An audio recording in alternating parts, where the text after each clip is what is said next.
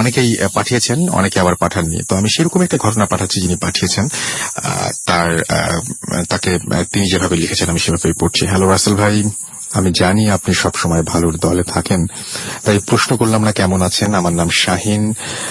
আমাকে সবাই ফেসবুকে ব্লগ বয় শাহিন নামে চেনে। আমি ওমান থাকি, ভূত এফএম ডাউনলোড করে শুনতে হয় আমাকে। কাজের ব্যস্ততার মাঝেও আমি ভূত এফএম শুনি। আমি ভূত এফএম এর নিয়মিত লিসনার। 8 মাস হলো আমি ওমানে এসেছি। বাংলাদেশে থাকতে প্রতি শুক্রবার ভূত এফএম শুনতাম। আমি একটা স্বপ্ন দেখেছি বাংলাদেশে থাকতে, ভূত এফএম এ পাঠাবো ভেবেছিলাম, কিন্তু সঙ্গত কারণে আমি পাঠাতে পারিনি। যাই হোক, আমি আমার ঘটনায় চলে যাই। আমার স্বপ্নটা শোনার পর জানি না আপনি কিভাবে নেবেন বা লিসনাররা কিভাবে নেবে, তবে সত্যি যা তাই বলছি। আমার স্বপ্নটা ছিল এরকম: আমার গ্রামের বাড়ি সিলেট সুনামগঞ্জ। আমি আমার আব্বু সুনামগঞ্জ যাচ্ছিলাম শ্যামলী বাসে। ডিরেক্ট সুনামগঞ্জ যাওয়া যায়, তো আমরা বাসে করে সুনামগঞ্জ যাচ্ছি রাতের বেলা। স্বপ্ন কিন্তু আমি আর আমার আব্বু একদম সামনের সিটে বসেছিলাম। হঠাৎ লক্ষ্য করলাম ড্রাইভার ঘুমাচ্ছে। আমি আব্বুকে বললাম, আব্বু ড্রাইভার ঘুমোচ্ছে। তো আব্বু ড্রাইভ করছে আর আমার ড্রাইভার আমার পাশের সিটে শুয়ে ঘুমাচ্ছে। প্রায় মাঝরাত 1টা বা 2টার দিকে আব্বু লক্ষ্য করলো সামনের রাস্তা ভেঙে এত চিকন হয়ে গেছে যে একটা রিক্সাও সেখান দিয়ে যেতে পারবে না। আর রাস্তাটা ছিল একটা খালের পাড়ে। বাসের লোকজন সব ঘুমিয়ে আছে। পুরো বাসেই মানুষে ভরা ছিল। আব্বু চিন্তা করলো মাঝরাতে বসে না থেকে বেশি স্পিড দিয়ে গাড়িটাকে ভাঙা জায়গাটা পার করে ফেলি। আমার আব্বু যখনই গাড়িটা স্টার্ট করে এবং বেশি স্পিড দিল, গাড়িটা খালে পড়ে গেল। আমার আব্বুর সামনের গ্লাস ভেঙে বের হয়ে আসে।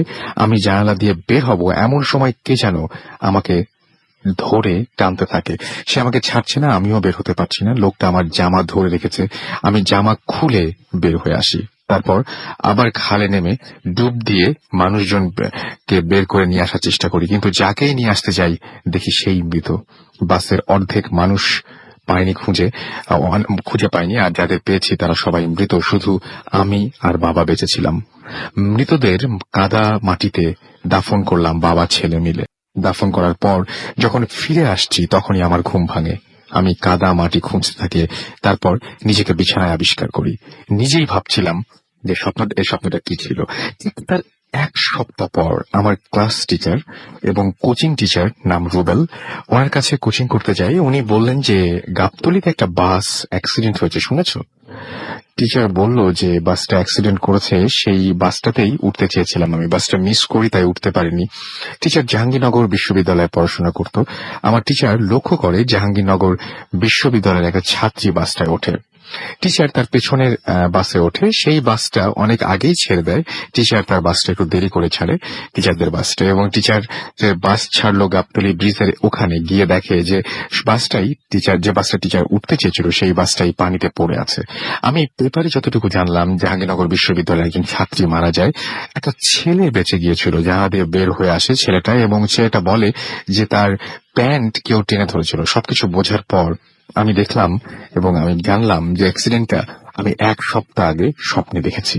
অনেকে বলে, অনেক হুজুররাও বলেছে যে স্বপ্নে যদি নিজের ক্ষতি দেখা যায় তবে সেটা আশেপাশে বা অন্য কারো ক্ষতি, বা স্বপ্নে অন্যের ক্ষতি দেখলে সেটা হয় নিজের।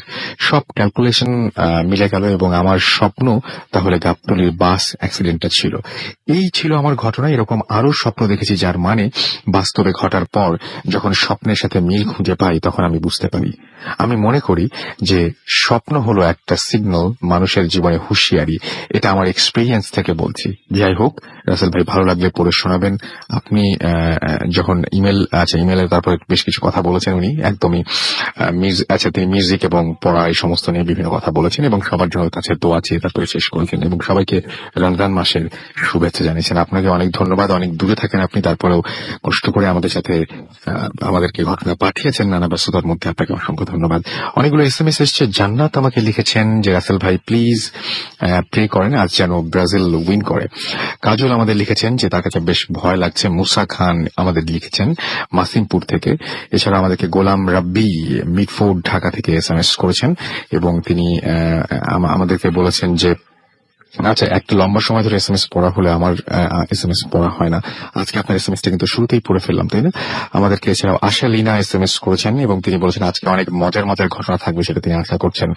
আমাদেরকে ফুর্তি সুদীপ্ত এসএমএস করেছেন এবং আজকের ঘটনাগুলো খুব ভয়ের, সেরকমই তিনি আশা করছেন। এবং আমাদেরকে বাঁধন এসএমএস করেছেন রাজশাহী থেকে।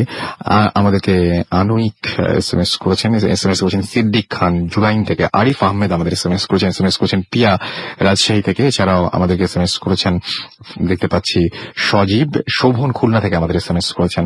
আমাদেরকে এছাড়াও কল্পনা খিলক্ষেত থেকে এসএমএস করেছেন। রিদওয়ান আমাদের এসএমএস করেছেন প্রিন্স কচুক্ষেত থেকে। এছাড়াও আমাদেরকে এসএমএস করেছেন মিথিলা বরিশাল থেকে। শাখাওয়াত আমাদের টাউন হল থেকে এসএমএস করেছেন। এছাড়াও আমাদেরকে এসএমএস করেছেন আরো অনেকে। আপনি যদি এসএমএস করতে চান তাহলে মোবাইলের মেসেজ অপশনে গিয়ে টাইপ করুন ফুর্তি FORTI ফুর্তি, স্পেস দিয়ে লিখুন আপনার নাম, স্পেস দিয়ে আপনার মেসেজ পাঠিয়ে দিন 9840 নম্বরে।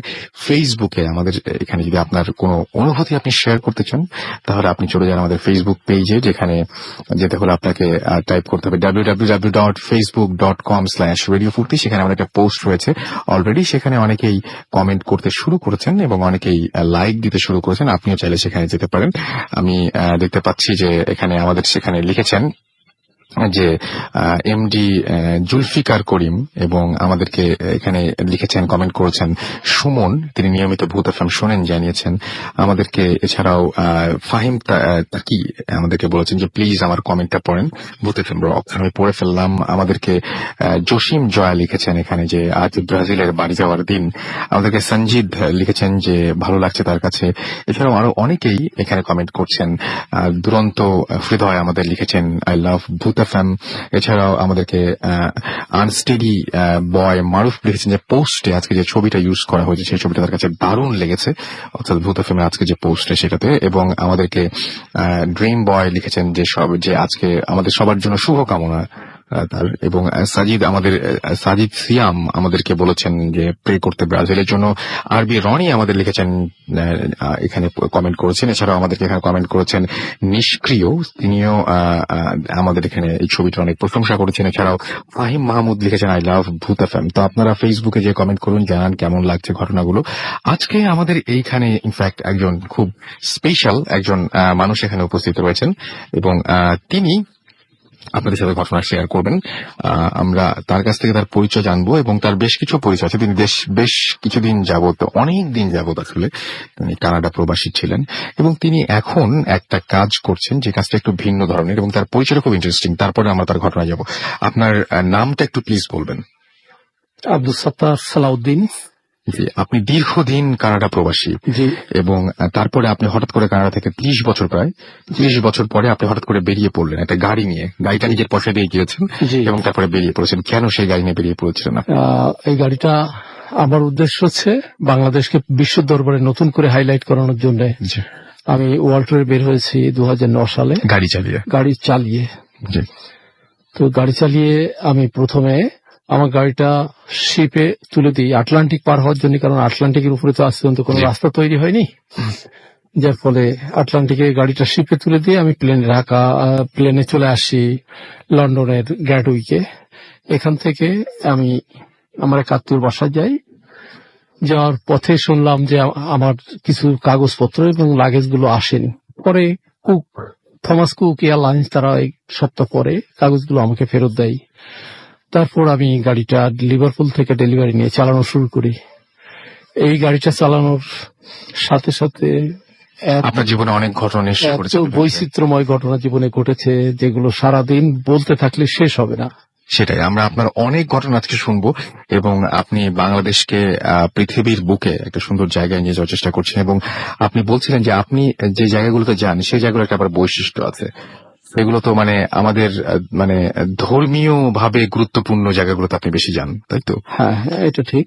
আপনি ধর্মীয় ভাবে যেমন একটা গুরুত্বপূর্ণ স্থান তুরস্ক এবং ইরাকের বর্ডারে, যেখানে ইব্রাহিম আলাইহিস সালামকে ফেলা হয়েছিল আগুনে, সেই জায়গাটা দেখতে গিয়েছিলাম। সেখান থেকে দেখা শেষ করে ফিরে আসার পথে একটা দুর্ঘটনা ঘটলো। সেটা হচ্ছে পুলিশ বেশি একটা ট্রাক এলো, ট্রাকটা আমাকে থামতে বলে সে নিজেও থামলো। আমি যেহেতু পুলিশ আমাকে থামতে বলেছে, না থামার কোনো কারণ নাই, আমি থামলাম, থামার পরে একজন পুলিশ অফিসার নেমে এলেন, গাড়ি থেকে নেমে এসে আমার পাসপোর্ট, আইডি সহ আদার পেপার চাইলেন। আমি দেখালাম, দেখানোর পরে উনি বলতেছেন যে দিস ইজ নট এনাফ।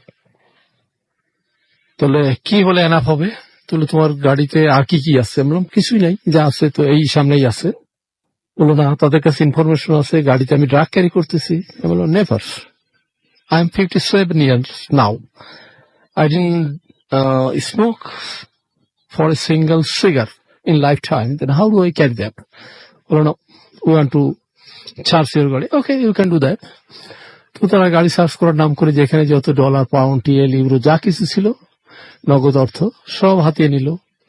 নেয়ার পরে ডকুমেন্ট গুলো কি ছিল সেগুলো হাতিয়ে নিল। একটা সবচেয়ে ইম্পর্টেন্ট ডকুমেন্ট ছিল গাড়ির জন্য, সেটা হচ্ছে কার্নেডি প্যাসেজ এন্ডুইন, যেটা মানুষের পাসপোর্ট হচ্ছে পাসপোর্ট, আর এটা হচ্ছে গাড়ির পাসপোর্ট। আচ্ছা, এই গাড়ির পাসপোর্টটা তারা কেড়ে নিয়ে গেল, প্লাস আদার ডকুমেন্টস। ওকে। আমি এটাও শুনেছি যে আপনি ঘুরতে ঘুরতে ইন্ডিয়ার একটা অদ্ভুত জায়গায় গিয়েছিলেন এবং সেখানে অদ্ভুত অদ্ভুত সব এক্সপেরিয়েন্স, আপনি বিভিন্ন মাজারে ঘুরে বেড়ান এবং সেখানে একটা অদ্ভুত ঘটনা আপনার জীবনে ঘটেছিল, সেটা আমাদের সাথে একটু শেয়ার করেন প্লিজ। হ্যাঁ, এটা হচ্ছে টং সিটিতে। এটা রাজস্থানের একটা সিটি যেখানে এখনো রবিবারের পরিবর্তে শুক্রবারে সাপ্তাহিক ছুটির দিন হিসেবে পালন করে মুসলমানেরা।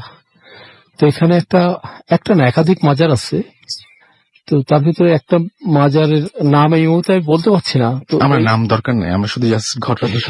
এই মাজারটার পাশে একটা পানি উঠানোর জন্য একটা ব্যবস্থা আছে। সেই পানির রংটা প্রতি বছর এটা 3 বার চেঞ্জ হয়। আচ্ছা, আমি যে সময় গিয়েছিলাম ওই সময় পানির রংটা ছিল পিঙ্ক। আচ্ছা। তো আমি একটু শারীরিকভাবে অসুস্থ ছিলাম, ডিসেন্ট্রি ধরলো এই আবহাওয়ার কারণে। তো অনেকে আমাকে পরামর্শ দিলেন যে তুমি কাল ওখানে যাবে, যে ওই মাজারের যে কূপটা আছে ওখান থেকে পানি যদি খাও তাহলে তুমি সুস্থ হয়ে যাবে। তো সত্যি সত্যি পরের দিন সকালবেলা আমি গেলাম তাদের সাথে। ওই জায়গা থেকে পানি তুলে খাওয়ার পরে ঘন্টা 2 ভিতরে অনেস্টলি আমি সুস্থ হয়ে পড়লাম, আমার ডিসেন্ট্রি সেরে গেল। তো ওই পানিটা তখন ছিল পিঙ্ক কালারের এবং পানির স্বাদ ছিল ওই সেরোতা মিশানো বা ওই যে এই গাছ ঔষধি গাছ মিশানো, ঔষধি গাছ মেশানোর যে পানির টেস্ট অনেকটা ওরকম ছিল, মানে কষ টাইপের। হ্যাঁ। তবে পানির কালার এবং স্বাদ যাই হোক না কেন, আমি যে সুস্থ হয়ে গেলাম ওটাই ছিল আমার কাছে ওই সময়ের জন্য সবচেয়ে ইম্পর্টেন্ট। আচ্ছা, তো এখানে আপনি কি কি দেখেছেন আপনার মনে পড়ে? মানে বেশ এখানে এই মাজারটার পাশেই একটা বিশাল বড় বট গাছের মতো একটা গাছ, ডালপালা একটিও নাই, শুধু কাণ্ডটা রাখা আছে, তার থেকে ছোট ছোট কিছু শাখা প্রশাখা বের হয়েছে। এটা হচ্ছে জয়তুনের গাছ। এই জয়তুন সোফার আমি বিশ্বাস করি যে এই জয়তুনের গাছের শিকড় গুলো ওই কূপের সাথে বা সামহায়ার এলস রিলেটেড, যার ফলে পানির এই স্বাদটা এরকম। তবে কালার কেন চেঞ্জ হয় এই ব্যাপারে আমার কোনো ধারণা নেই। অনেককে জিজ্ঞাসা করেছি, তারাও বলতে পারে না। তো এরপরে বেশ কিছু দূর হাঁটার পরে 3-4 কিলোমিটার যাওয়ার পরে আমরা ওইটা 3-4 কিলোমিটার এলাম একটা ইয়েতে, ওই যে ঘোড়ার গাড়ি টাইপের। তবে ঘোড়ার গাড়ি নয়, এটা গাধার গাড়ি, গাধায় টানা একটা গাড়িতে করে এলাম মাহমুদ শাহ নগজি বাবার মাজারে।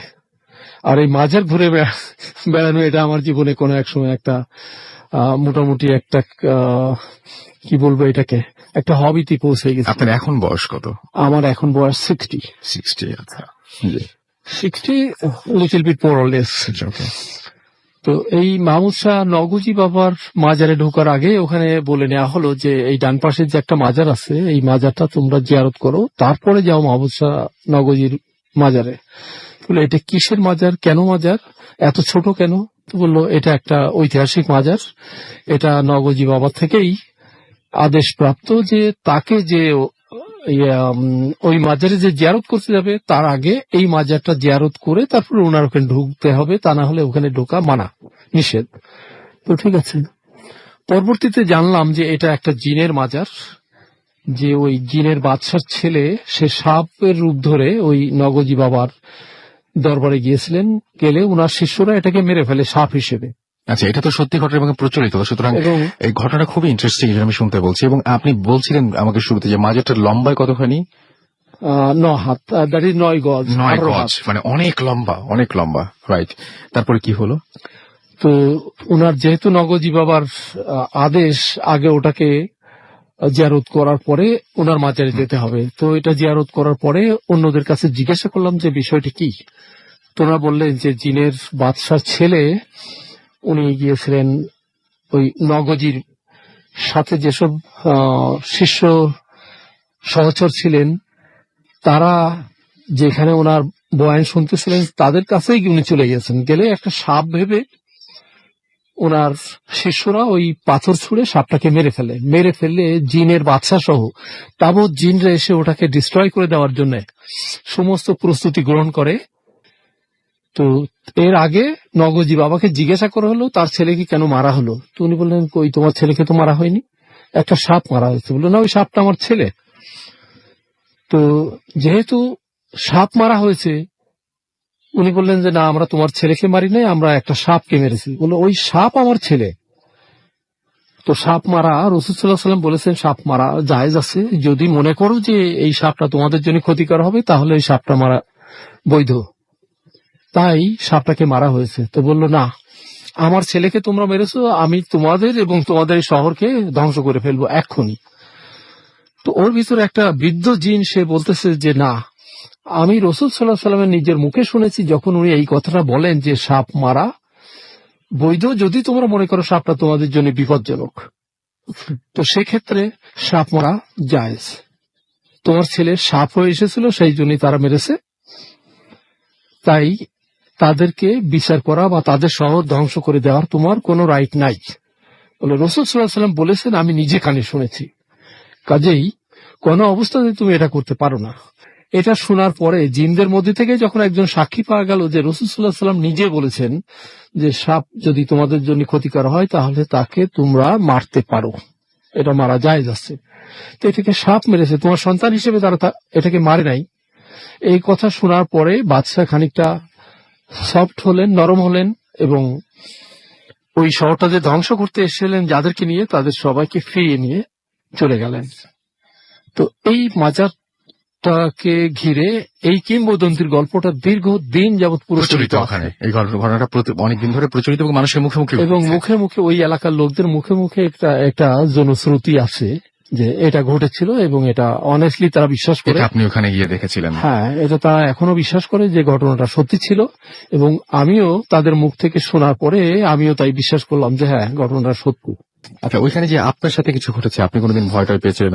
না, ওইখানে আমি সত্যিকার অর্থে কোনো ভয় পাই নাই।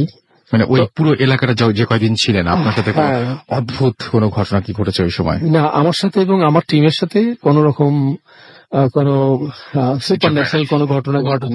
এই যে এত দিন ধরে আপনি যে ঘুরছেন, বিভিন্ন জায়গায় যাচ্ছেন, কোনোদিন এরকম ভয়ের কোনো কিছু আপনার সাথে ঘটেছে?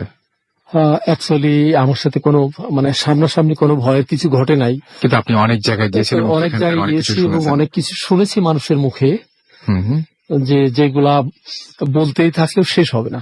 আমরা সেগুলো শুনবো আরো। এর মাঝখানে আমরা একটু SMS পড়ে আসি। আমি দেখতে পাচ্ছি যে তাসিম আমাদের SMS করেছেন এবং SMS করে বলেছেন যে আচ্ছা ড্রিম, তিনি বলছেন যে ড্রিম ট্রু হলে ভালো না খারাপ, এটা ডিপেন্ড করে যে আপনি কোন ধরনের স্বপ্ন দেখছেন তার উপরে, তাই না? মানে যদি খুব ভালো একটা স্বপ্ন দেখেন, সেটা যদি ভাববারে সত্যি হয়ে যায় তাহলে আপনার জন্য ভালো। আবার যদি কোনো খারাপ বা দুঃস্বপ্ন দেখেন, সেটা যদি সত্যি হয়ে যায় তাহলে আপনার জন্য খারাপ। Very simple. আমাদেরকে পাহাড় ঢাকা থেকে SMS করেছেন এবং তিনি বলেছেন যে আজকে আলভিনা আজকে ভূত FM শুনছে এবং তাকে ওয়েলকাম করতে বলেছেন। ওয়েলকাম টু ভূত FM আলভিনা, এবং আশা করছি এখন থেকে রেগুলার পেয়ে যাবো আপনাকে। শাওন আমাদের নর্থ বাড্ডা থেকে SMS করেছেন এবং আমাদেরকে SMS করেছেন দেখতে পাচ্ছি বাঁধন রাজশাহী থেকে। এবং তিনি বলেছেন যে আজকে সবার মুখে আজকে কিন্তু এখানেও দেখছি অনেকেই SMS করছেন এবং ব্রাজিল আজকে শেষ দিন এরকম কিছু বলছেন। বুঝতে পারছি যে অনেকেই অন্য দলের সাপোর্টার রয়েছে। সেলিম শেরপুর থেকে আমাদের SMS করেছেন আমাদেরকে সুমন জ্যাকসন কেরানীগঞ্জ থেকে, এছাড়া আমাদেরকে SMS করেছেন দেখতে পাচ্ছি প্রিন্স কুচুক্ষেত থেকে, আমাদেরকে SMS করেছেন শুভ ফার্মগেট থেকে, পিয়া আমাদের SMS করেছেন আমাদেরকে দেখতে পাচ্ছি। আচ্ছা, তিনি বলছেন যে জুবাইর আমাদেরকে লাল খান চট্টগ্রাম থেকে SMS করেছেন এবং তিনি বলছেন যে আমার সাথে বেশ কিছু ঘটনা ঘটেছে যেগুলো তিনি শেয়ার করতে চান, ফোন নাম্বার দিয়ে দিচ্ছেন। আমাদেরকে কষ্ট করে যদি আপনি ইমেল করে দেন তাহলে অনেক ভালো হয়। আমাদেরকে শিশির SMS করেছেন এবং তিনি বলছেন তিনি পুরোটা সময় আমাদের সঙ্গে থাকবেন এবং অনেক ভয়ের গল্প শুনতে চাচ্ছেন তিনি। আমাদেরকে এছাড়া ফালাক SMS করেছেন আমাদেরকে রিতা খুলনা থেকে। এছাড়াও আমাদেরকে তাসফিয়া SMS করেছেন রনি সহ আরো অনেকে। আপনি যদি SMS করতে চান তাহলে মোবাইলের মেসেজ অপশনে গিয়ে টাইপ করুন ফুর্তি FORTI ফুর্তি, স্পেস দিয়ে লিখুন আপনার নাম, স্পেস দিয়ে আপনার মেসেজ পাঠিয়ে দিন 9840 নাম্বারে। আর ফেসবুকের কমেন্টগুলো আমরা পড়বো, তবে তার আগে ছোট একটা ব্রেক নিয়ে আসবো। আমাদের সাথেই থাকুন, কোথাও যাবেন না। এবং আমাদেরকে যদি SMS করতে চান তাহলে মোবাইলের মেসেজ অপশনে গিয়ে টাইপ করুন ফুর্তি FORTI ফুর্তি, স্পেস দিয়ে লিখুন আপনার নাম, স্পেস দিয়ে আপনার মেসেজ পাঠিয়ে দিন 9840 নাম্বারে। আর আমাদের ফেসবুকের যে অ্যাড্রেসটা সেটা আরেকবার বলে দিচ্ছি, www.facebook.com/Radio Furti। ছোট একটা বিরতির পরে আবারও ফিরে আসছি। Stay tuned Radio Furti and don't stop the Furti. Booth FM, the night comes alive with grabbing form.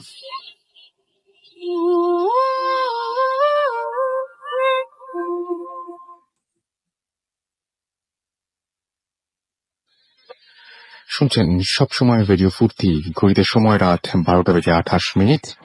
আমি রাসেল আছি সাথে এবং আপনাদের আরো একবার স্বাগত জানাচ্ছি ভূত এফএম এ।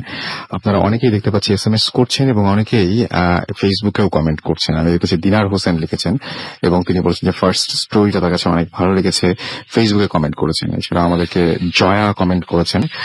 এছাড়া আমাদের দেখতে পাচ্ছি যে আরো অনেকেই কিন্তু ফেসবুকে কমেন্ট করছেন। অনেকেই হয়েছেন এই মুহূর্তে। আপনি যদি আসতে চান এবং কমেন্ট করতে চান তাহলে চলে যান www.facebook.com/Radio Furti এই অ্যাড্রেসে। অনেকেই লিখছেন, আমাদেরকে রনি নাথ লিখেছেন, এখানে কমেন্ট করেছেন, আমাদেরকে কমেন্ট করেছেন। এখানে দেখতে পাচ্ছি আমি অনেক আচ্ছা আমাদেরকে কমেন্ট করেছেন যারা বাংলায় লিখছেন নামগুলো, তাদের অনেকের নামগুলো একটু মানে ভেঙে যাচ্ছে অনেক শব্দ। আমাদেরকে পুণ্যময় নাথ লিখেছেন যে পিকটা দেখাচ্ছে, মানে যে পিকচারটা দেওয়া আছে আজকে পোস্টে, সেটা অনেক ভালো লেগেছে। এছাড়া আমাদেরকে মুস্তাক আহমেদ লিখেছেন যে ভালো হচ্ছে আমাদেরকে। এছাড়াও দেখতে পাচ্ছি আরাফাত লিখেছেন যে তিনি বলছেন যে তার ফ্রেন্ডকে ওয়েলকাম করতে এখানে লিখছেন। এছাড়াও আমি দেখতে পাচ্ছি যে সালেহ আবদুল্লাহ লিখেছেন যে ভূত এফএম খুব ভালো লাগছে আজকে। অনেকেই আমি দেখতে পাচ্ছি SMS ও বলছেন যে আজকের ভূত এফএমটা তার কাছে একটু অন্যরকম লাগছে, ঘটনাগুলো একটু অন্যরকম এবং তাদের কাছে এই ব্যাপারটা ভালো লাগছে, এই যে এই টাইপের ঘটনাগুলো এবং এই টাইপের ঘটনাগুলো তারা চান আরো বেশি। অনেকে এরকম ভাবে লিখছেন, আমি একটু একটা SMS পড়লাম এরকম। এবং তিনি আমাদেরকে সুমাইয়া দেখতে পাচ্ছি SMS করেছেন এবং তিনি বলছেন যে Bhoot FM makes my night more special. এছাড়াও আমাদেরকে মানিক এখানে SMS করেছেন নাজমুল। এছাড়াও আমাদেরকে ফাইজা SMS করেছেন সিলেট থেকে এবং তিনি বলছেন স্বপ্নে যে ঘটনাটা ফার্স্টে আমরা পড়লাম সেটা খুব অসম ছিল। আমাদেরকে সাইফ লিখেছেন যে এছাড়াও আমাদেরকে দেখতে পাচ্ছি হৃদয় এখানে SMS করেছেন আমাদেরকে মেহেদি রাজশাহী থেকে এবং আমাদেরকে তিনি বলছেন তার কাছে অবশ্যই ঘটনাগুলো ভালো লাগছে না। আমাদেরকে এছাড়াও দেখতে পাচ্ছি আকাশ লিখেছেন রাজশাহী থেকে। এছাড়াও আমাদেরকে আপন সাহা লিখেছেন। এছাড়াও আমাদেরকে আরো অনেকেই SMS করছেন, দেখতে পাচ্ছি SMS করছেন খুলনা থেকে আনোয়ার এবং তার ওয়াইফ আফরিন। এছাড়াও শাহরিয়ার কবির আমাদেরকে SMS করছেন, নুরুজ্জামান আমাদের SMS করছেন, নাবিল আমাদের SMS করছেন আমাদেরকে আকাশ। এছাড়াও আমাদেরকে মুশফিক SMS করছেন চট্টগ্রাম থেকে, কাউসার নারায়ণগঞ্জ থেকে আমাদেরকে SMS করেছেন জেসিয়া এবং এছাড়াও দেখতে পাচ্ছি ফাল্গুনি আমাদের SMS করেছেন এবং তিনি বলছেন যে আজকে স্পেশাল স্টোরি এক্সপেক্ট করছি। আমাদেরকে এখন যেগুলো প্রচার হচ্ছে সেগুলো কেমন লাগছে প্লিজ আমাদের একটু জানাবেন, তাহলে আমরা বুঝতে পারবো যে আমরা এই টাইপের কোন টাইপের ঘটনা আরো বেশি আপনাদের সামনে নিয়ে আসতে হবে। আমাদেরকে এছাড়াও SMS করেছেন হাসান বিনোদপুর রাজশাহী থেকে, দীপিকা আমাদের SMS করেছেন নারিন্দা থেকে। এছাড়াও তার তিনজন একসাথে ভূত এফএম শুনছেন, শাহাদাত আমাদের SMS করেছেন, অনেক মাস পরে তারা ভূত এফএম শুনছেন।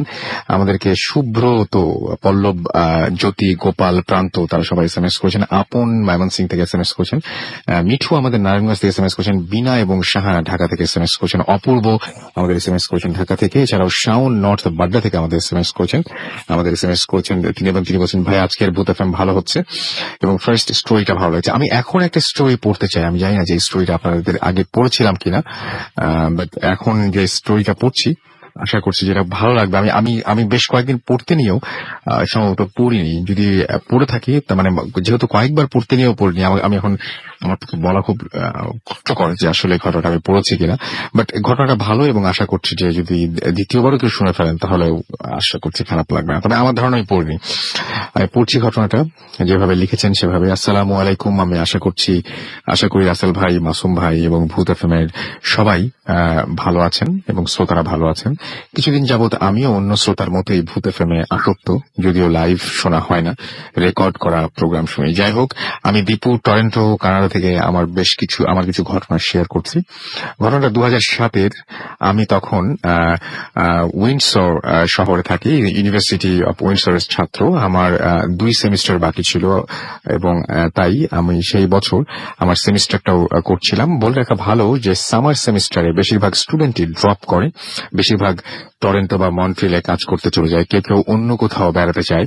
সামারে কোর্সও অফার করা হয় খুব কম। অন্যান্য ইউনিভার্সিটির মতো এই ইউনিভার্সিটির আশেপাশের বেশিরভাগ বাড়িগুলোতে স্টুডেন্টরাই থাকে, তাই সামারে আশেপাশের ঘরের লোক সমাগম কম থাকে। যাই হোক, সেই বছর সামার সেমিস্টার করছিলাম আমি এবং আমার অন্য 3 ক্লোজ ফ্রেন্ড জিন্না, পারভেজ এবং ফয়সাল। আমি আর জিন্না থাকতাম এক বাড়িতে, অন্যরা আশেপাশের আরেক বাড়িতে। আমাদের বাড়িটা ছিল স্যান্ডউইচ স্ট্রিটে এবং একটা নদীর পাশে। অন্য পারে আমেরিকার একটা সিটি এবং বাড়ির লিভিং রুম থেকেই আমরা মালবাহী জাহাজ দেখতে পেতাম। 3 তলা বাড়িটার প্রায় 10 থেকে 12টা রুম ছিল। আমি জিন্না মেন ফ্লোরে 2 রুমে থাকতাম, বাকি রুমগুলো ছিল ফাঁকা, কিন্তু অন্যান্য সময় এই বাড়ি থেকে লোকারণ্য। বাড়ির মালিক আর্চিজ থাকতেন কোথাও। আর্চিজের এরকম 3টি বাড়ি ছিল, যার সবকটাই ভার্সিটির স্টুডেন্টদের জন্য।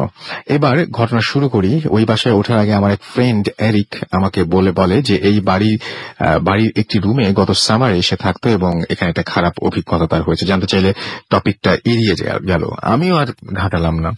ওই বাড়িতে ওঠার সপ্তাহ 2 পরে এক উইকেন্ডে আমরা 4 বন্ধু একসাথে রাতের খাবার খাওয়ার প্ল্যান করলাম। রান্নার প্রায় সব দায়িত্ব জিন্নার, আমরা বাকি টুকটাক সাহায্য করছিলাম এবং লিভিং রুমে টিভি দেখছিলাম। লিভিং রুমের পরের রুমটাই ছিল রান্নাঘর। আমি সোফায় বসেছিলাম, সেই সোফা থেকে ঘাড় ঘোরালে কিচেনের দরজা দিয়ে কিচেনের একটা অংশ দেখতে পাওয়া যায়। অন্যরা যেখানে ছিল সেখান থেকে কিচেনের দরজা দেখা যায় ঠিকই, কিন্তু কিচেনের ভেতর কি হচ্ছে দেখা যায় না। যাই হোক, রান্না প্রায় শেষ, জিন্না সালাদ বানাচ্ছে, গল্পগুজব আর টিভি দেখছি আমরা বাকি 3 জন। হঠাৎ কিচেন থেকে চামচ বা ছুরি বা স্টিলের কিছু ফ্লোরে পড়ার শব্দ পেলাম। আমি ঘাড় ঘুরিয়ে কিচেনের দিকে তাকিয়ে জিন্নাকে জিজ্ঞেস করলাম সব ঠিক আছে কিনা। কোনো উত্তর নেই। কয়েক সেকেন্ড পরেই দেখলাম এক অবাস্তব দৃশ্য। দেখলাম জিন্না মাটি থেকে প্রায় 1 ফুট ওপরে ভাসতে ভাসতে দেয়ালের সামনে এসে থেমে গেল। মানে ব্যাপারটা এমন যেন কেউ জিন্নার গলা চেপে ধরে শূন্যে তুলে জিন্নাকে দেয়ালে চেপে ধরে রাখলো। যদিও আমি জিন্না ছাড়া আর কাউকে দেখছি না। প্রচন্ড অস্বাভাবিক ব্যাপার। আমি বাকরুদ্ধ হয়ে চরম বিস্ময়ে সেদিকে তাকিয়ে আছি। হঠাৎ পারভেজ বলে ওঠে, কে এত অবাক হয়ে কি দেখিস? আমি পারভেজের দিকে তাকিয়ে বললাম, জিন্নাকে দেখ। তারপর কিচেনে তাকিয়ে দেখি জিন্না দেয়ালে পিঠ দিয়ে ফ্লোরে বসে আছে। বাকি 2 বন্ধু ততক্ষণে কিচেনের সামনে এসে পড়েছে। জিজ্ঞেস করলো, জিন্না তুই ফ্লোরে বসে কি করছিস? প্রচন্ড ভয় মাখা চেহারায় জিন্না উল্টো আমাদের জিজ্ঞেস করলো, এটা কি হলো? তার কিছুক্ষণ পরে তারপর আর কিছু নাম বলে না জিন্না। ওই ব্যাপারটা নিয়ে একটা কথাও আমাদের সাথে শেয়ার করে না। আমি শুধু বাকিদের বললাম আমি কি দেখেছি। বিশ্বাস অবিশ্বাস আর বিভ্রান্তিকর পরিবেশ। জিন্না ওটা নিয়ে কথা না বলায় বাকি 2 জন ব্যাপারটা তেমন গুরুত্ব এবং ভয়াবহতা বুঝল না। কিন্তু আমি তো জানি আমি কি দেখেছি। সেই রাতে ঘুমালাম না। মনে পড়লো এরিকের কথা। অপেক্ষা করতে লাগলাম সকাল হলেই এরিকের সাথে দেখা করব, জানবো গত সামারে এই বাড়িতে কি হয়েছিল তার সাথে। সকাল হতেই এরিককে দেখা করতে গেলাম এবং বললাম গত রাতে আমি কি দেখেছি জানতে চাইলাম এরিকের গত সামারের ঘটনায়। এরিক জিন্নার সাথে দেখা করতে চাইলো। আমি এরিক, ফয়সাল আর পারভেজকে নিয়ে বাসায় গেলাম। জিন্না রুমেই ছিল। খুব চাপাচাপি করলাম জিন্নাকে ঘটনাটা জানাতে। জিন্না বারবার একই কথা বলে, নিষেধ আছে, বলা মানা। কে মানা করে? কেন করলো কিছুই বলে না, শুধু বলে বলা মানা। তখন এরিক তার ঘটনাটা শুরু করলো। গত সামারে এই বাড়িতে এক রুম এসেছিল। প্রথম রাতে লিভিং রুমে টিভি দেখার সময় এরিক শব্দ শুনতে পেল। কেউ একজন সিঁড়ি ভেঙে ওপরে উঠছে। হয়তো অন্য কেউ ওপরে থাকে ভেবে এরিক সোফাতেই বসে রইল, কিন্তু সিঁড়িতে শব্দ থামে না। মনে হলো কেউ যেন ইচ্ছে করেই সিঁড়িতে শব্দ করছে। ব্যাপারটা দেখার জন্য সে সিঁড়ির কাছে গেল। দেখে তার বয়সে একটা মেয়ে দোতলা একটা রুমে ঢুকে গেল। এরকম পরবর্তী 2-3 রাতে লিভিং রুমে টিভি দেখার সময় সে টের পায় ওই মেয়েটা সিঁড়ি বেয়ে উপরে উঠে যাচ্ছে। তার খুব ইচ্ছে হলো মেয়েটার সাথে কথা বলার পরে, তাই পরের রাতে সে সিঁড়িতে শব্দ পাওয়া মাত্রই মেয়েটার কাছে গিয়ে তার সাথে কথা বলার চেষ্টা করলো। মেয়েটির নাম, সাবজেক্ট, সেমিস্টার, বিভিন্ন প্রশ্ন জিজ্ঞেস করলো, কিন্তু মেয়েটা শুধু মুচকি হাসে, কোনো কথা বলে না। হাল ছেড়ে দিয়ে মেয়েটিকে গুড নাইট বলে সে চলে আসে এরিক। একটু বিরক্ত হয় সে মেয়েটার ওপরে, তার কাছে মেয়েটাকে খুবই অসামাজিক মনে হয়। তারপর আর মেয়েটির সাথে কথা বলেনি এরিক, এবং তার কয়েকদিন পর এক রাতে লিভিং রুমে পড়ছে এরিক, সামনে পরীক্ষা, হঠাৎ সিঁড়ি বেয়ে ওঠে উপরে ওঠার শব্দ, তবে একজন না, মনে হলো 4-5 জন উপরে উঠছে। তার মিনিট খানেক পরেই ওপর থেকে প্রচন্ড হট্টগোল, মনে হলো যেন পার্টি চলছে, কারো কথা বোঝা যাচ্ছিল না, মনে হচ্ছিল যেন সবাই একসাথে বিভিন্ন ভাষায় বিভিন্ন কথা বলছে। প্রচন্ড বিরক্ত হলো এরিক। পরের দিন সকালে ক্লাস, 2-1 দিন পরেই পরীক্ষা, এর মধ্যে প্রচন্ড শব্দে ওপরে পার্টি হচ্ছে, এটা তার একদমই ভালো লাগছিল না। শব্দ কমাতে বলার জন্য সে ওপরে গিয়ে মেয়েটার রুম নক করলো, কিন্তু কেউ দরজা খুলছে না। ভেতরে এখনো শব্দ হচ্ছে, অনেকক্ষণ নক করা এবং ধাক্কাধাক্কির পরেও যখন দরজা খুলল না, তখন এরিক তার রুমের সামনে দাঁড়িয়ে সেল ফোন থেকে বাড়ির মালিক আর্চিসকে ফোন করলো, এবং এরিকের কমপ্লেন শুনে আর্চিস বলল যে ওই বাড়িতে এরিক ছাড়া আর কেউ থাকে না। এরিক বলে, তুমি কি শব্দ শুনেছো? আর্চিস বলে, না। আমি তখনই এরিক খেয়াল করে যে ভেতর থেকে শব্দ হচ্ছে না, একদম শুনশান নীরবতা। দরজায় একটু ঠেলা দিতেই খুলে গেল দরজায়। এরিক দেখে যে রুমে কেউ নেই, এবং ওই রুমে যে কেউ থাকে না তা দেখেই বোঝা যায়, কারণ খাটের ওপর কোনো ম্যাট্রেস, বালিশ বা চাদর নেই, টেবিল, চেয়ার বা অন্য কোনো কিছুর থেকে তাকালে বোঝা যায় এই রুমে কেউ থাকে না। প্রচন্ড ভয় পেয়ে এরিক এক দৌড়ে সিঁড়ি বেয়ে নেমে আসে। ওপাশ থেকে আর্চিস বলে, কি হয়েছে, কথা বলছো না কেন? এরিক বলে যে তুমি প্লিজ এখানে আসো। আর্চিস আসা পর্যন্ত এরিক বাইরে দাঁড়িয়ে ছিল, এবং 10 মিনিট পর আর্চিস আসলো, এবং সব জানার পরে আর্চিস বলে যে এই বাড়িটায় এ যাবৎ 250-300-র বেশি স্টুডেন্ট ছিল। ওই রুমেও অনেকেই ছিল, কিন্তু এর মাঝে মাত্র 4 জন ওই মেয়েটাকে দেখে। আর্চিস জানায় যে ওই মেয়েরা 4 জনই বৃশ্চিক রাশির ছিল, তবে সব বৃশ্চিক রাশির মানুষ ওই মেয়েকে দেখেনি। আর্চিসের স্ত্রীও বৃশ্চিক রাশির। এক সামারের রাতে নাকি সেও একা বাড়িতে সে এই বাড়িতে কিন্তু কিছু দেখেনি। এরিক মেয়েটা সম্পর্কে জানতে চাইলে আর্চিস কিছু জানাতে পারলো না। সে রাতে এরিক কফি স্টোরে বসে কাটিয়ে দিল কিছু আচ্ছা, এবং পরের দিন সকালে সে ওই বাড়ি ছেড়ে তার এক বন্ধুর বাসায় ওঠে। এরপর আর কিছু হয়নি। রাশি বৃশ্চিক হওয়ার কারণেই যে সে মেয়েটাকে দেখেছে এটা বুঝতে বাকি রইল না। এদিকের ঘটনা শোনার পর জিন্না মুখ খোলে, সে জানালো সেও বৃশ্চিক। তারপর বলে সেই রাতে কি হয়েছিল। সেই রাতে সালাদ বানানোর সময় জিন্না টের পায় কেউ একজন তার পিছে পায়চারি করছে। হয়তো আমাদেরই কেউ ভেবে সে পেছনে তাকায়, দেখে না কেউ নেই, তো মনের ভুল হবে ভেবে সে আবার কাজে মন দিল। তারপর সে তার পায়ের কাছে কিছু অনুভব করলো, দেখে একটা বিড়াল তার পায়ে হেলান দিয়ে দাঁড়িয়ে আছে, এবং বিড়ালটা তার দিকে তাকিয়ে মানুষের মতো দাঁত বের করে হাসছে। ভেবাচাকা খেয়ে সে একটা লাথি মারে বিড়ালটাকে, আর মুহূর্তের মধ্যে দেখে যে বিড়ালটা অদৃশ্য হয়ে গেল। কোন একটা অদৃশ্য হাত তার মুখ চেপে ধরলো, আর সে যেন কিছুটা শূন্যে উঠে গেল। দেয়ালে কেউ যেন তাকে চেপে ধরলো। তারপরের ঘটনা আমি জানি। আমরা যখন জানতে চাইলাম যে এতদিন এত কথা সে আমাদের বলেনি কেন, তখন জিন্না বলে সে বলার জন্য মুখ খুললো, তখন কেউ তার কানের কাছে যেন তাকে না করলো এরকম একটা কিছু, এবং সব শুনে আমরা ঠিক করলাম এই বাসায় থাকবো না। আর্চিসকে ফোন করে আসতে বললাম, জানালাম সব। আর্চিসের কিছু বলার ছিল না, শুধু রিকোয়েস্ট করলো যে যেন আমরা এই ঘটনাটা না ছড়াই। আজ পর্যন্ত ওই ভৌতিক মেয়েটি কারো কোনো ক্ষতি করেনি, আর তাছাড়া খুব অল্প কিছু মানুষই ওই মেয়েকে দেখেছে। আমরা আর্চিসকে অভয় দিলাম, সামারে প্রায় বাড়ি ফাঁকা থাকে, তাই সেই দিনই আরেকটা বাড়ি পেতে আমাদের সমস্যা হয়নি। তারপর আরো 2টি ছোট ছোট ঘটনা তার পরের সপ্তাহের কথা। এক সপ্তাহ সন্ধ্যায় আমরা 4 জন নদীর পাশ দিয়ে হাঁটছি। আর্চিসের বাড়ির পেছনে বিশাল ব্যাকইয়ার্ড, একেবারে নদীর পার পর্যন্ত। প্রায় 5 মিনিট লাগে ওই ব্যাকইয়ার্ডের এক মাথা থেকে আরেক মাথা পর্যন্ত হেঁটে যেতে। যদিও পুরো ব্যাকইয়ার্ডটাই আর্চিসের প্রপার্টি না, কিন্তু বাউন্ডারি না দেওয়ায় মনে হয় আর্চিসের ব্যাকইয়ার্ডই রিভার। যাই হোক, সেই সন্ধ্যায় নদীর তীরে হাঁটতে হাঁটতে আমরা আর্চিজের বাড়ির ব্যাকইয়ার্ড বরাবর আসলাম এবং ওখান থেকে পানির নিচে 3-4টা সিঁড়ির ধাপ আছে, ইচ্ছে করলে পানিতে পা ডুবানো যায়। আমরা 4 জনই পানিতে নামলাম, সিঁড়ির 2 ধাপ নামলাম, হঠাৎ ফয়সালের অস্ফুট চিৎকার শুনে তার দৃষ্টি অনুসরণ করে দেখি জিন্না পানিতে নেমেছে ঠিকই, কিন্তু তার পা ডোবেনি, সে যেন পানিতে ভাসছে। জিন্নার ফ্যাকাশে চেহারা, চোখে মুখে ভয় আর বিড়বিড় করে সূরা পড়ছে। তারপর হঠাৎ পানিতে পড়ে গেল। জিন্নাকে পাড়ে টেনে তুললাম আমরা, ভয় পেয়ে যত দ্রুত সম্ভব চলে গেলাম সেখান থেকে। আমরা পরে আন্দাজ করলাম ওই বাড়ির আশেপাশে গেলেই জিন্নার ওপর অস্বাভাবিক কিছু ঘটে। এটা প্রমাণ করতে তার কিছুদিন পর এক সন্ধ্যায় আমরা 4 জন আর এরিক গেলাম ওই বাড়ির ব্যাকইয়ার্ডে। একটা বড় বেঞ্চ আছে সেখানে, বেঞ্চের পাশে ল্যাম্প পোস্ট, কেউ বসে বা কেউ দাঁড়িয়ে অপেক্ষা করছি, বসে বা দাঁড়িয়ে অপেক্ষা করছি কিছু ঘটার জন্য। এবং হঠাৎ জিন্না নিজেই বলে উঠলো, আমার ছায়ার দিকে তাকা। আমরা তার ছায়ার দিকে তাকালাম, স্বাভাবিক জিনিস, অবাক হওয়ার মতো কিছু না। জিন্না তখন বলল, তোদের সবার একটা করে ছায়া, কিন্তু আমার ছায়া একটা না। আমরা খেয়াল করলাম, তাই তো, জিন্নার ছায়া 2টা। আমরা ভয় পেলাম, কিন্তু 5 জন ছিলাম, তাই কিছুটা সাহস করে থাকলাম ওখানে কিছুক্ষণ। ছবি তুললাম, জিন্না নড়াচড়া করলো এটা সত্যি ছায়া কিনা বোঝার জন্য। দেখলাম ঠিকই ছায়াই, কিন্তু শুধু জিন্নার একটা অতিরিক্ত ছায়া। আমরা তারপর আমাদের 5 জনের চোখের সামনে ছায়াটা ম্লান হতে হতে পুরো অদৃশ্য হয়ে গেল। অতি প্রাকৃত এই অভিজ্ঞতা অর্জনের পর আমরা সেখানে থাকলাম না। নিশ্চিত হয়ে গেলাম এই বাড়ির আশেপাশে গেলেই জিন্নার সাথে এমন ঘটনা ঘটে যার কোনো ব্যাখ্যা নেই। পরে আমরা ছবিগুলোতে ছায়াটা খোঁজার চেষ্টা করলাম, তখনকার লো পিক্সেল ক্যামেরা কোয়ালিটি আর আধো অন্ধকারে পরবর্তীতে আমরা সেই ছবিটিতে অতিরিক্ত ছায়াটা আর খুঁজে পেলাম না। এরপর আর ওই বাড়ির আশেপাশে আমরা যাইনি। জিন্নাও তার স্বাভাবিক জীবনে, জিন্না আর ফয়সাল এখন ইউএসএ থাকে আর বাকিরা টরেন্টোতে আছে। এই হলো অভিজ্ঞতা। ভালো লাগলে পড়ে শোনানোর অনুরোধ রইল। ভালো থাকবেন, আল্লাহ হাফেজ। এবং কিছু জানার থাকলে তিনি যোগাযোগের জন্য তার ইমেল অ্যাড্রেস এবং ফোন নাম্বার দিয়েছেন, এবং তিনি বলেছেন যে তিনি গ্যারান্টি দিচ্ছেন যে এটা তার নিজের স্টোরি এবং এটা কোথাও পাবলিশড হয়নি।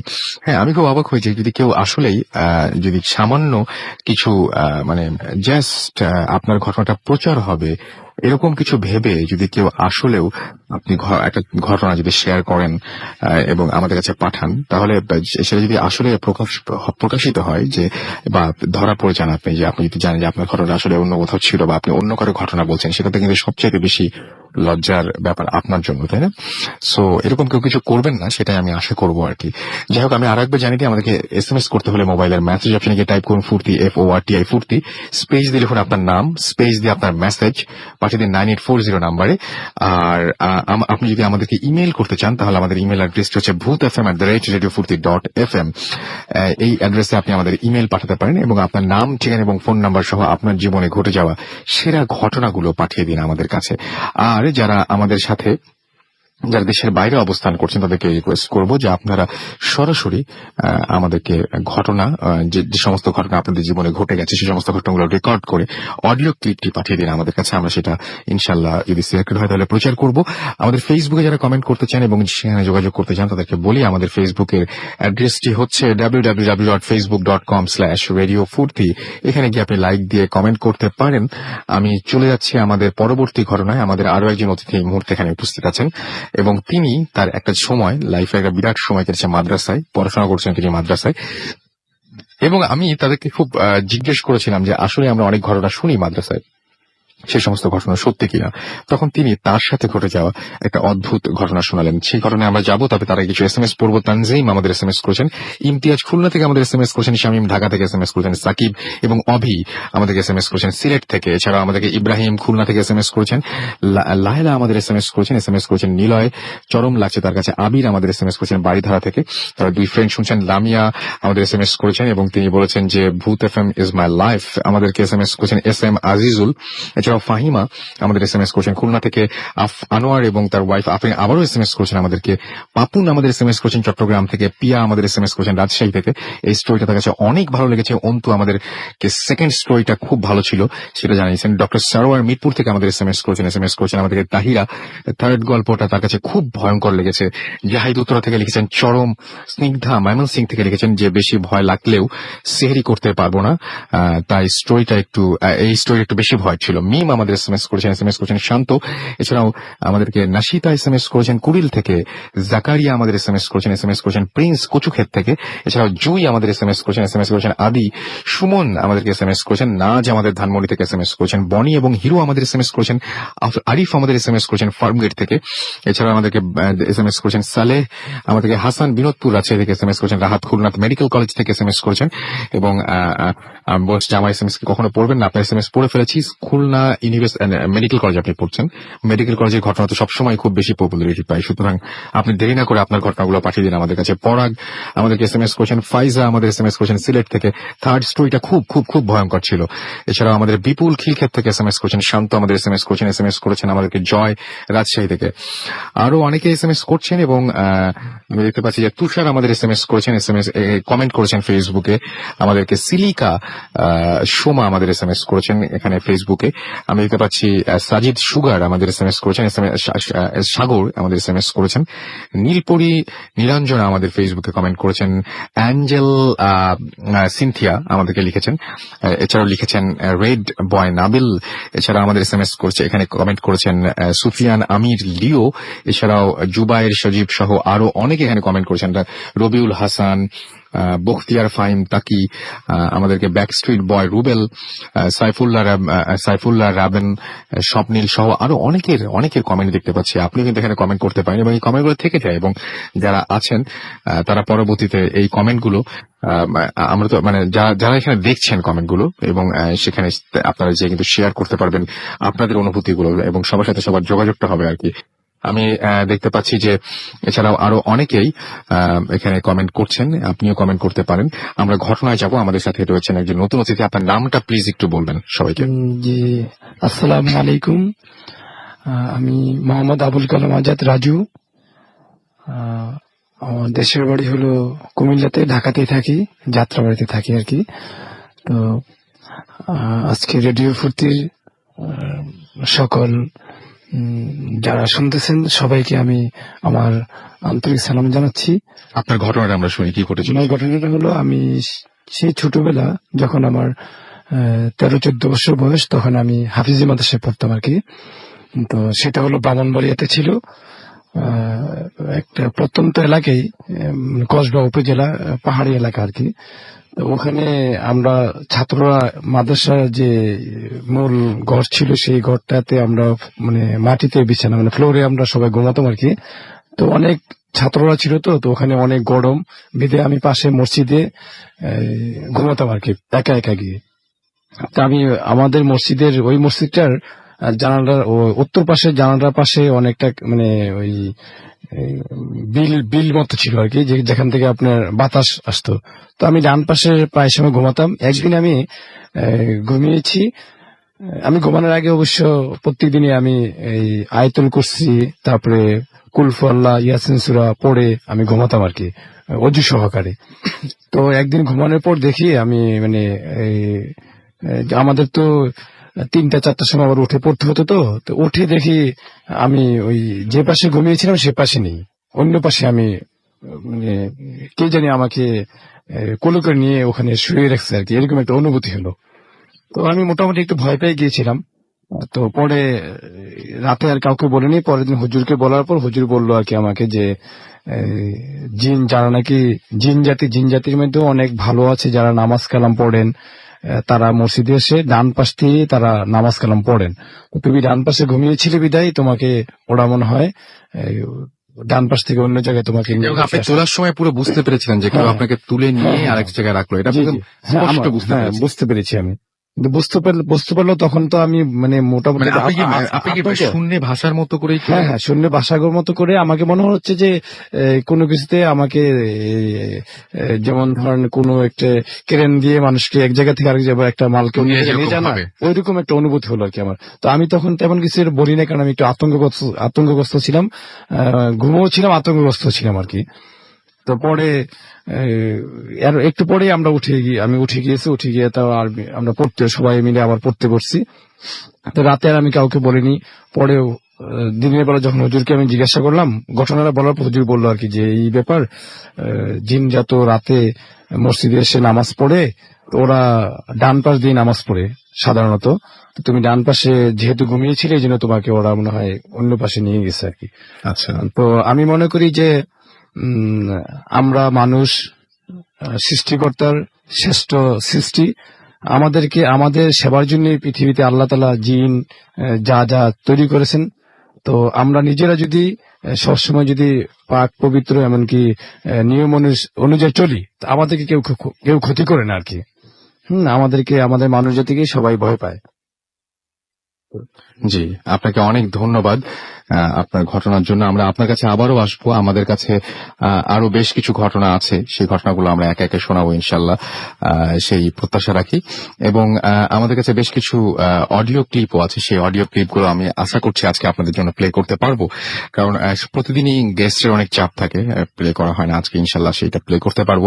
আমি আরো একবার জানিয়ে দিই, আমাদের যদি SMS করতে চান তাহলে মোবাইলের মেসেজ অপশনে গিয়ে টাইপ করুন ফুর্তি, FORTI ফুর্তি, স্পেস দিয়ে লিখুন আপনার নাম, স্পেস দিয়ে আপনার মেসেজ পাঠিয়ে দিন 9840 নাম্বারে। যদি আমাদেরকে ইমেল করতে চান তাহলে আমাদের ইমেল অ্যাড্রেসটি হচ্ছে bhutfm@radiofurti.fm, which is BHWTFM@radiofurti.fm। আপনার নাম, ঠিকানা এবং ফোন নাম্বার সহ আপনার জীবনে ঘটে যাওয়া সেরা ঘটনাটি লিখে পাঠিয়ে দিন আমাদের কাছে। আর যারা দেশের বাইরে রয়েছেন তারা সরাসরি আপনার ঘটনাটি রেকর্ড করুন এবং অডিও ক্লিপটি পাঠিয়ে দিন আমাদের কাছে। আর যারা আমাদেরকে যারা হচ্ছে ফেসবুকে কমেন্ট করতে চান, ফেসবুকে আমাদের সাথে যোগাযোগ করতে চান, তাদেরকে বলে দিচ্ছি www.facebook.com/radiofurti হচ্ছে অ্যাড্রেস। এখানে গিয়ে আপনি কমেন্ট করুন, লাইক দিন, আপনার আজকের এই এপিসোডটি কেমন লাগছে এটা জানান। এরকম লম্বা ঘটনা সবাই পছন্দ করে না, অনেকেই আমাকে বলেন যে লম্বা ঘটনাগুলো ভালো লাগে। তো আমি সম্ভবত এই ঘটনাটা আগে পড়ি নাই, কিন্তু প্রত্যেকদিনই একবার করে রিডিং পড়ে নিয়েছি আর ভেবেছি আজকে পড়া হবে, কিন্তু এত লম্বা ঘটনা হয়তো পড়ার সময় পাইনি। যাই হোক, চলে যাচ্ছে একটা ছোট্ট বিরতিতে। বিরতির পরে আবারও ফিরে আসবো আপনাদের কাছে। সেই পর্যন্ত সবাই আমাদের সাথে থাকবেন সেটাই আশা করি, এবং আমরা মোটামুটি খেলা শুরু হওয়ার আগে আপনাদের ছেড়ে দেবো ইনশাল্লাহ। সুতরাং খুব নিশ্চিন্ত মনে খেলা দেখতে পারবেন এবং বাকিটা সময় আমাদের সঙ্গে থাকবেন সেটাই প্রত্যাশা করি। এটা ছোট্ট ব্রেকে যাচ্ছে। স্টে টিউনড রেডিও ফুর্তি এন্ড ডোন্ট স্টপ দ্য ফুর্তি। Comes alive with Gramophone.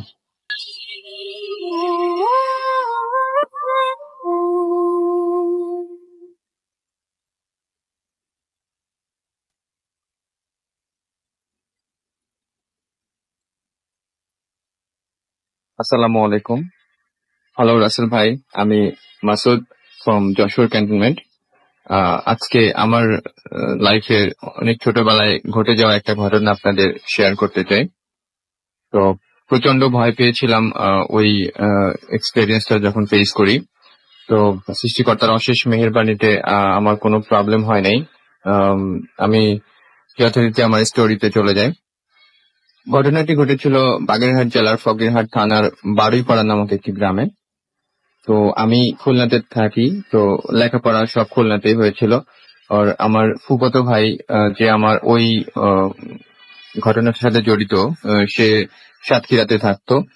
তো আমরা ছোটবেলায় সাধারণত ফাইনাল এক্সাম শেষ হলে বিভিন্ন রকম রিফ্রেশন মাইন্ডের জন্য অনেক জায়গায় বেড়াতে যেতাম। ওই সময় আমার ফাইনাল এক্সাম শেষ হয়েছিল, তো আমিও আমার ফুফাতো ভাইকে সংবাদ দেই এবং একসাথে আমরা আমাদের গ্রামের বাড়িতে বেড়াতে যাই। তো খুব এনজয় করছিলাম গ্রামের বাড়িতে, বিকজ অনেক লম্বা সময়ের পরে আমরা বেড়াতে যেতাম, তো খুব মজা করতাম। আমাদের গ্রামের বাড়িতে সাধারণত হাট হয়, বাজারের মধ্যে সপ্তাহে 2 দিন হাট বসে। তো এটা ছিল বৃহস্পতিবারে এবং সোমবারে। তো আমি এইরকম একটা সময়ে বেড়াতে গেছিলাম। তো আমি আমার ফুফাতো ভাইকে নিয়ে আমার ছোট ছোটর সাথে গ্রামের বাজারে হাটে যাই। তো যাওয়ার পরে ওখানে ছোট চাচুর সাথে আমার ফুফাতো ভাই হাটের মধ্যে বাজার করতে চলে যান। তো একটা মজা ছিল কি, যে ছোট চাচুর সাথে গেলে তিনি আমাদেরকে অনেক মিষ্টি বা অনেক খাবার খেতে দিত, তো খুব এনজয় করতাম। তো যাই হোক, আমি আমার গ্রামের বাজারের মধ্যেই আমার একটা দুঃসম্পর্কের ভাইয়ের একটা সিডির দোকান ছিল। তো তখন নতুন নতুন সিডি এসেছিল বাজারে। তো গ্রামের বাজারে এরকম নতুন সিডির দোকান ছিল ওইটা। তো খুব সুন্দর একটা মুভি ওই দোকানে প্লে করেছিল ওই সময়। তো আমি আমার ফুফাতো ভাইকে বললাম, ঠিক আছে তুমি আমার মানে ছোট সাথে বাজার করে আসো, আমি এই দোকানে বসে মুভিটা দেখি।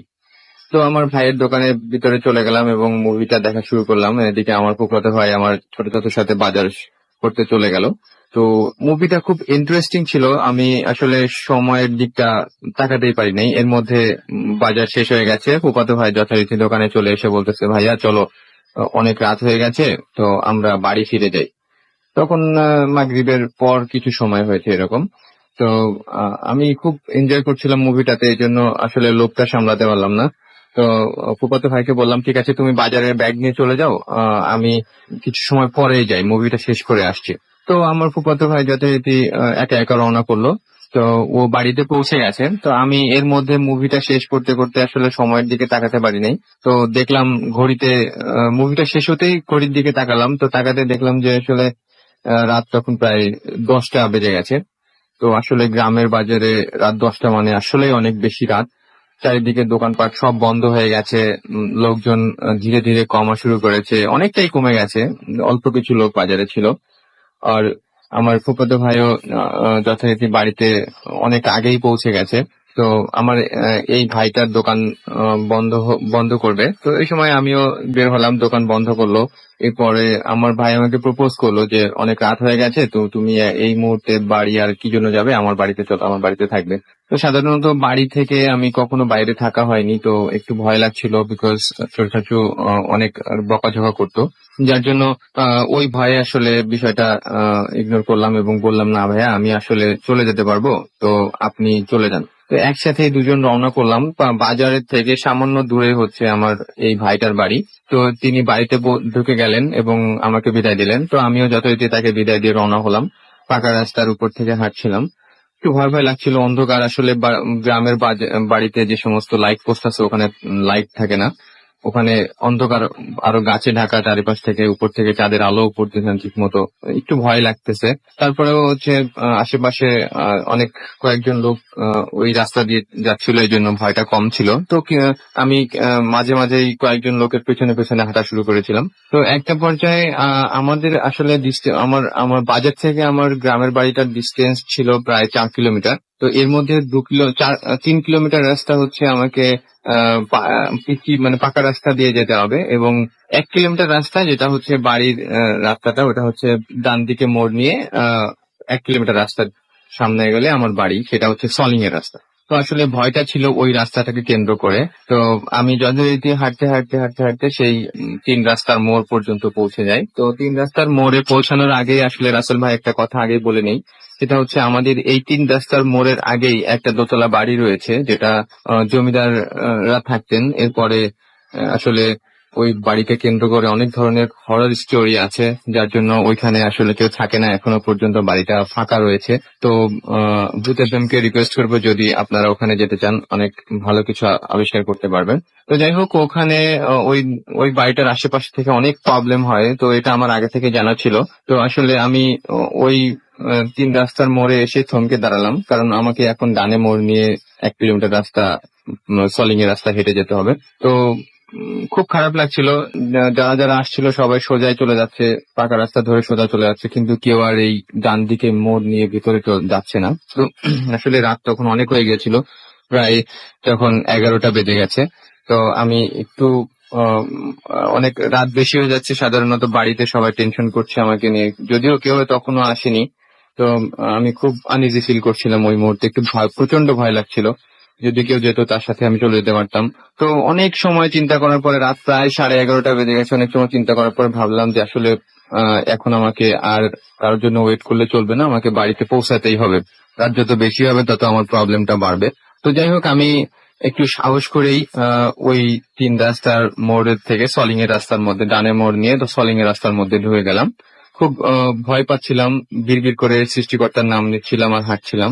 তো রাসেল ভাই, একটা পর্যায়ে ওই বাড়ির সলিং এর রাস্তার পাশ ঘেঁষে একটা পুকুর রয়েছে, যেটা ওই বাড়ি দোতলার বাড়ির যে জমিদাররা মহিলারা ছিল তারা ইউজ করতো।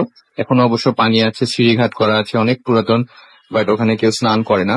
তো যাই হোক, আমি ওই পুকুরটার পাশ থেকে হাঁটছিলাম আর বিড়বিড় করে সৃষ্টিকর্তার নাম নিয়ে হাঁটছিলাম। একটা পর্যায়ে পুকুরটা ক্রস করতেই রাসেল ভাই, যখনই আমি পুকুরটা ক্রস করলাম, ঠিক তখনই পুকুরের পাশ থেকে শুকনো পাতার মধ্যে থেকে খড় করে একটা আওয়াজ হলো, এবং আমি মানে স্পষ্ট শুনতে পারলাম যে কিছু একটা খড়খড় করে আওয়াজ করে ঠক করে এসে আমার পেছনে সলিং এর রাস্তার উপরে পড়লো। মানুষ যখন কোনো গাছের উপর থেকে বা কোনো জায়গা থেকে লাফ দিয়ে পড়লে, মাটিতে পড়লে খালি পায়ে যেরকম থপ করে একটা আওয়াজ হয়, ঠিক ওরকম একটা আওয়াজ হলো। তো আমি মানে এতটাই ভয় পেলাম যে আমি পেছনে তাকানোর মতো কোনো সুযোগ পেলাম না। তো যথারীতি আমি প্রচন্ড বেগে দৌড় শুরু করলাম, এবং আমি জানি আমার আগে থেকে ধারণা ছিল যে মানে কোনো রাতের বেলায় কোনো প্রবলেম ফেস করলে কখনো পেছনে তাকাতে হয় না, কারণ পেছনে তাকালে হয়তো বা শয়তান বা এ ধরনের অপায় আত্মাগুলো মানুষের ঘাড় মটকে দেয়। তো যাই হোক, এই জিনিসটা আমার মাথার মধ্যে ছিল। আমি প্রচন্ড বেগে দৌড় শুরু করে দিলাম। রাসেল ভাই, সব থেকে আশ্চর্য বিষয় যেটা আমি কখনো কল্পনাও করতে পারি নাই, যখনই আমি দৌড়টা শুরু করি তখন আমার সামনে থেকে এত জোরে ঝড়ের বেগে বাতাস আসছিল, যেটা মানে 30 সেকেন্ড আগেও ছিল না। এত পরিমাণ বাতাস হচ্ছিল, আমি আসলে আমার দৌড়ের স্পিডটা যত জোরে দিচ্ছি, বাতাসগুলো তত জোরে আমার সামনে থেকে আঘাত করতেছে এবং আমাকে থামিয়ে দিচ্ছে। ঠিক আমার পেছনেও ওরকম থপ থপ থপ থপ থপ থপ শব্দ করে করে আমার পেছনে কেউ দৌড়ে আসছে, এরকম বোঝা যাচ্ছে স্পষ্ট। তো রাসেল ভাই, আমি মানে এতটাই নার্ভাস হয়ে গেলাম, আমি প্রচন্ড আমি আমার দৌড়টা স্টপ করি নাই, আমি প্রচন্ড জোরে দৌড়াচ্ছিলাম। তো একটা পর্যায়ে দৌড়াতে দৌড়াতে আমার সামনে একটা কালভার্ট ছিল। তো ওই কালভার্টকে কেন্দ্র করে এর আগে অনেক স্টোরি হয়েছে, অনেক এরকম অনেক রাতে একটা ছেলে, ওই গ্রামের একটা ছেলে ওই রাস্তাতে যাচ্ছিল, তো ওইরকম শয়তান তাকে ওই কালভার্টে নিয়ে গিয়ে মেরে ফেলে, ঘাড় মটকে মেরে ফেলে। তো তার পরের দিন তার লাশ ওখান থেকে বের করা হয়। তো ওইটা আমার মাথার মধ্যে ছিল, আমার আর আশেপাশে কোনো কিছুই মাথায় আসছিল না। আমি কি করবো এই মুহূর্তে মাথায় করে নিতে পারছিলাম না। তারপরেও শরীরের সমস্ত শক্তি দিয়ে আমি ওই কালভার্টটা দৌড়ে ক্রস করি, মানে যেটা আমার ক্রস করতে 30 সেকেন্ড বা 35 সেকেন্ড লাগতো, সেটা নিয়ে আমার 10 সেকেন্ডের মধ্যে ক্রস হয়ে যায়। এত জোরে দৌড় দিই। তো যাই হোক, ওখান থেকে আল্লাহর রহমতে বেঁচে যায়। তো এরপরে বাতাসটা থামছে না, এবং ঝড়, মানে এত বেগে ঝড়ের বাতাস হচ্ছে, আমি আর পিছন থেকে থপ থপ শব্দটাও হচ্ছে। আমি আসলে কোনো কুল কিনারা খুঁজে পাচ্ছিলাম না কি করব। তো এরপরে কালভার্টটা ক্রস করতে আমাদের জমি, তো জমির পাশ থেকে সলিং এর রাস্তাটা চলে গেছে। তো জমিতে অনেকগুলো বাঁশ গাছ রয়েছে, বাঁশ ঝাড়। তো রাসেল ভাই, মানে বাতাসে এত জোরে হচ্ছিল যে বাঁশ ঝাড় গুলো দুলে দুলে পাকা, মানে সলিং এর রাস্তার উপর বাড়ি খাচ্ছিল, আবার উপরে উঠে যাচ্ছিল, আবার বাড়ি খাচ্ছিল, আবার উপরে উঠে যাচ্ছিল। তো এতটাই ভয় পেয়েছিলাম যে কি করবো ওই মুহূর্তে, আমি যদি তল থেকে যাই, কোনো একটা বাঁশ এসে আমাকে যদি আঘাত করে মেরে ফেলে এই মুহূর্তে, এতটাই ভয় পাচ্ছিলাম। তো তারপরে আমি দৌড়টা থামাইনি, এই জন্য দৌড়ের ঝুলেও ওখানে চলে যায়, বাঁশ বাগানের ওখানে মানে পাশ দিয়ে চলে যায়। তো হঠাৎ করে আমার সামনে বড় একটা বাঁশ এসে থামলো, কিন্তু আমার উপরে উঠছে না, ওইভাবে পড়ে রয়েছে। তো আসলে আমি এর আগে জানতাম যে যদি রাতের আঁধারে কোনো বাস আমার সামনে, মানে কারো সামনে পড়ে, তো ওটাকে ক্রস করতে হয় না। তো আসলে আমি ওটা ক্রস করলাম না। আমি পাশে একটা ছোট মানে গর্ত টাইপের, রাস্তার পাশে গর্ত করা থেকে ওর মধ্যে পানি ছিল, হাঁটু সমান পানি। আমি ওর মধ্যে লাফ দিয়ে পড়ি, এবং ওখান থেকে সারা শরীরে পানি লেগে যায়, কাদা পানি লেগে যায়। তো ওইখান থেকে ওই বাসটা না ক্রস করে সাইড থেকে আমি চলে যাই দৌড়ে। তো ওখান থেকে ওঠার পরে এরপরে একটু সামনে আসলে একটা মানে একটা কবর আছে, যেখানে বাধাই করা একটা কবর আছে। তো আমার ধারণা ছিল যে কবরখানার মধ্যে যদি কেউ মানে কোনো ভয় পায়, তো কবরখানার মধ্যে দাঁড়ালে, কবরখানার আশেপাশে দাঁড়ালে ওই জিন ভূত বা আপনার এই সমস্ত শয়তান যারা মানে অপয়াত্মা গুলো, এরা কোনো ক্ষতি করতে পারে না। তো সেই সুবাদে আমি আমার এই ব্রেনটা কাজে লাগালাম। আমি দৌড়ে গিয়ে লাফ দিয়ে ওই কবরের মধ্যে ঢুকে গেলাম, মানে যে যে দেওয়াল করা কবর ছিল, মানে পাকা করা কবর, ওই কবরের মধ্যে ঢুকে এরপরে হচ্ছে আশেপাশে তাকালাম। এবং আশেপাশে তাকাতেই, মানে যখনই আমি কবরের মধ্যে ঢুকে গেলাম, তখনই সমস্ত বাতাস, আশেপাশে যত বাতাস ছিল, যত ঝড় ছিল, সব থেমে গেল, এবং সেই সব পায়ের থপ থপ আওয়াজটাও থেমে গেল। বাসটা শোয়ানো ছিল, বাসটাও আমি দেখতে পারলাম না, ওখানে কিচ্ছু দেখা যাচ্ছে না, এবং একবার সবকিছু ইজি। তো আমি মানে প্রচন্ড অবাক হলাম, আমি কি করব বুঝতে পারছিলাম না। তারপর মানে এত জোরে দৌড়ে এসেছি, মানে এত জোরে হাঁপাচ্ছিলাম, আসলে কথা বলার মতো আওয়াজ ছিল না। তো ওখান থেকে আমার বাড়ির সামান্য ডিস্টেন্স ছিল, জোরে ডাক দিলে বাড়ি থেকে শোনা যেত। তো আমি যথারীতি মানে কোনো উপায় খুঁজে না পেয়ে অনেক জোরে ডাক শুরু করলাম, আমার ফুফাতো ভাইয়ের নাম ধরে ডাকছিলাম। তো বেশ কয়েকটা ডাক দেওয়ার পরে ওরা অনেক দূর থেকে আজ করতে পারছিল, বাট কে ডাকছে এটা বুঝতে পারছিল না। তো তারপরে বাসার সবাই যদিও জায়গা ছিল, কারণ আমাকে নিয়ে টেনশন করছিল। তো একটা পর্যায়ে আমি অনেক জোরে ডাক দিতে আমার ফুফাতো ভাই শুনতে পাই, এবং বাড়িতে তখন ইলেকট্রিসিটি ছিল না। তো একটা হেরিকেন ধরিয়ে বাড়ির বাইরে নিয়ে আসে। তো বাইরে নিয়ে আসতেই আচ্ছা ভাই, আমাকে দেখে যে আমি কবরস্থানের মধ্যে দাঁড়িয়ে আছি, তো সবাই মানে এতটাই আতঙ্ক ঢুকে যায় সবার মধ্যে যে কি ব্যাপার, এত রাতে ও কবরস্থানের মধ্যে কেন। তো সবাই মানে একটা অন্যরকম চিন্তা করেছিল। তো বাড়িতে আসার পরে আমাকে ওখান থেকে ধরে নিয়ে সবাই বাড়িতে আসে। তো বাড়িতে আসার পরে আমি খুব অসুস্থ হয়ে পড়ি। তো আমার প্রচন্ড পেটে ব্যথা করে। তারপরে হচ্ছে রাতে প্রচন্ড জ্বর আসে। সকালবেলায় আমাকে স্থানীয় একটা ক্লিনিকে ভর্তি করা হয়। তো ওখান থেকে 3-4 দিন ট্রিটমেন্ট নেই, কিন্তু মাঝে মাঝে মানে আমার একটা প্রবলেম ছিল, হঠাৎ করে মানে রাতে ঘুমিয়ে আছি, হঠাৎ করে মানে হাউমাউ করে চিল্লাপাল্লা করে আমি ঘুম থেকে লাফ দিয়ে উঠে বসতাম হসপিটালের বেডে। তো এরকম 2-4 দিন ঘটার পরে তো আসলে বিষয়টা সবাই ফাইন্ড আউট করলো এবং বুঝতে পারলো যে হয়তো ওর কোনো মানে পার্সোনাল প্রবলেম হয়েছে। তো তখন আমাকে নিয়ে আশেপাশে আমাদের গ্রামের পাশেই একজন বুজুর্গ আলেম ব্যক্তি ছিলেন, তো ওনাকে বলা হলো। তো উনি একটা তাবিজ লিখে দিলেন এবং তাবিজটা হাতে পড়তে বলেছিলেন। তো আমার হাতে বেঁধে দেওয়া হয় এবং 2-3 মাস আমার হাতে এরকম বাঁধা ছিল। তারপরে আমি নিজেই খুলে ফেলি। এরপরে আসলে আমার আর কোনো মানে ওই তাবিজটা দেওয়ার পর থেকে আমার ভয়টা সব কেটে গেছে। তো এরপরে আর কোনো আমাকে ঘুমের মধ্যে এরকম আর ডিস্টার্ব করতো না। তো যথারীতি আমি এখন অনেক ভালো আছি। তো এই ছিল আমার স্টোরি রাসেল ভাই। যদি আপনাদের ভালো লাগে অবশ্যই লিসেনারদেরকে শেয়ার করবেন। Thank you very much. আসসালামু আলাইকুম। শুনছেন রেডিও 40, দেশের সর্ববৃহৎ রেডিও নেটওয়ার্ক 88.0 FM। ভূত FM, the night.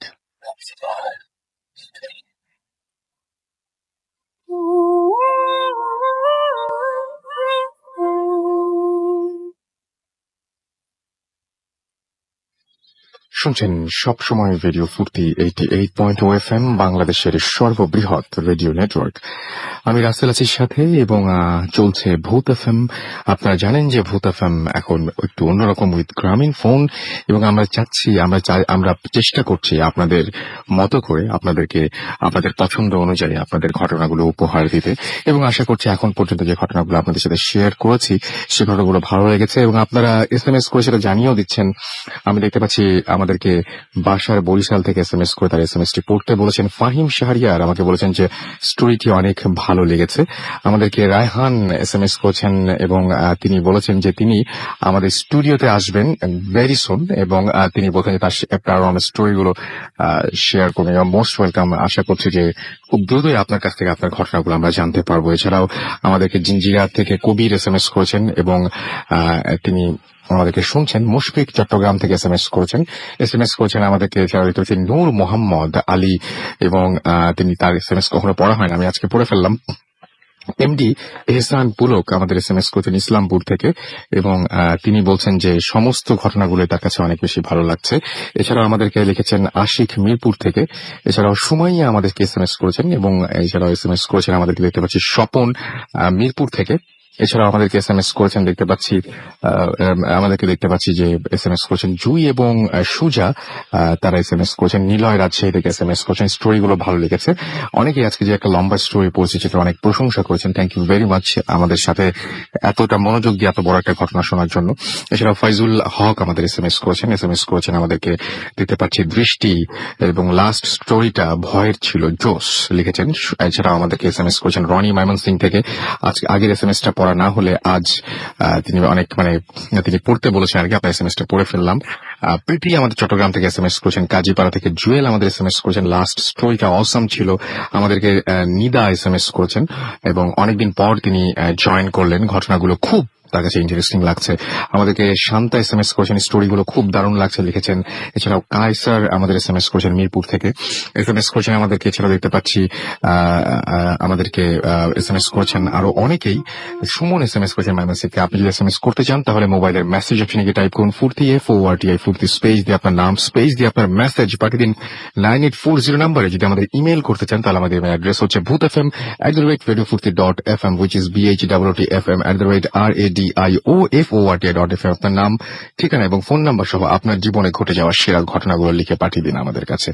এছাড়াও ফেসবুকেও আপনারা কমেন্ট করতে পারেন। আমাদের ফেসবুক অ্যাড্রেসটি হচ্ছে www.facebook.com/radiofurti। আমরা চলে যাব আরো একটি ঘটনায়। আমাদের সঙ্গে আছেন আরো একজন অতিথি, যিনি আমি বলেছিলাম একটু আগেই যে যিনি 30 বছর কারাগারে একটা প্রবাসী জীবন কাটানোর পরে বেরিয়ে পড়েছেন সেখান থেকে, এবং সেখান থেকে তিনি সমস্ত বিশ্ব ভ্রমণে বেরিয়েছেন। কিন্তু তার আগেই তার নিজের সাথেই ঘটে গেছে অনেকগুলো ঘটনা। যে সমস্ত ঘটনা তিনি ভ্রমণ করতে গিয়ে জেনেছেন, সেই সমস্ত ঘটনা তো আছেই।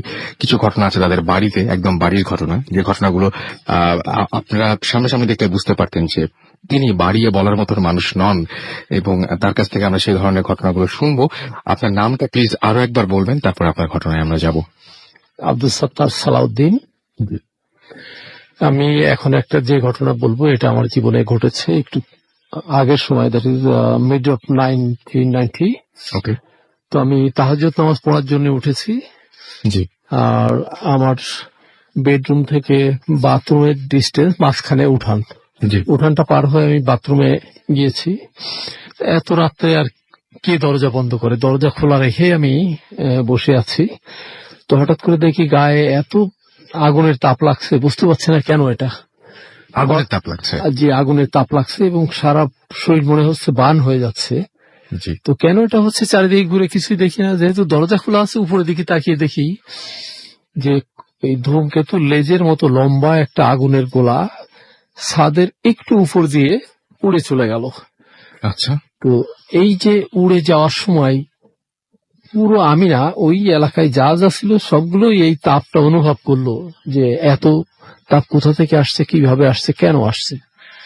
তো তাড়াতাড়ি আমি ভয় পেয়ে বের হয়ে গেলাম। বের হয়ে ঘরে গিয়ে দরজা বন্ধ করে দিলাম। ঘরে দরজা বন্ধ করে দিয়েও আমি রীতিমতো ঘামতেছি যে এটা কি ঘটলো, কেন ঘটলো। তারপরে যাই হোক নামাজ পড়ে শুয়ে পড়লাম। শুয়ে পড়ার পরে শুয়ে ভাবতেছি এটা কেন ঘটলো। আমার পাশেই একজন মৌলানা ছিলেন, উনি আবার এই জিন ভূতের সাথে ভালো সম্পর্ক রাখেন। এই সম্পর্কে অনেক জানেন আর কি। হ্যাঁ, তিনি এইগুলো সম্পর্কে আবার অনেকে দোয়া তাবিজ দেন। পরের দিন সকালবেলা ওনাকে ডাকলাম, ডেকে বিষয়টা বললাম। উনি বললেন যে এগুলো আতশী জিন। আতশী জিন? আতশী মানে ওইটা যে আগুনের তৈরি জিন। আচ্ছা আচ্ছা। আতশী জিন এরা কাউকে ক্ষতি করে না। তো এখান থেকে প্রায় সে একা নয়, আরো কয়েকজন যাতায়াত করে। তো এগুলো মিডনাইটেই বেশি করে, কিন্তু আমাদের কারো কোনো রকম ক্ষতি করে না। তো এ দিয়ে তোমার চিন্তারও কিছু নাই, ভয় পাওয়ারও কিছু নাই।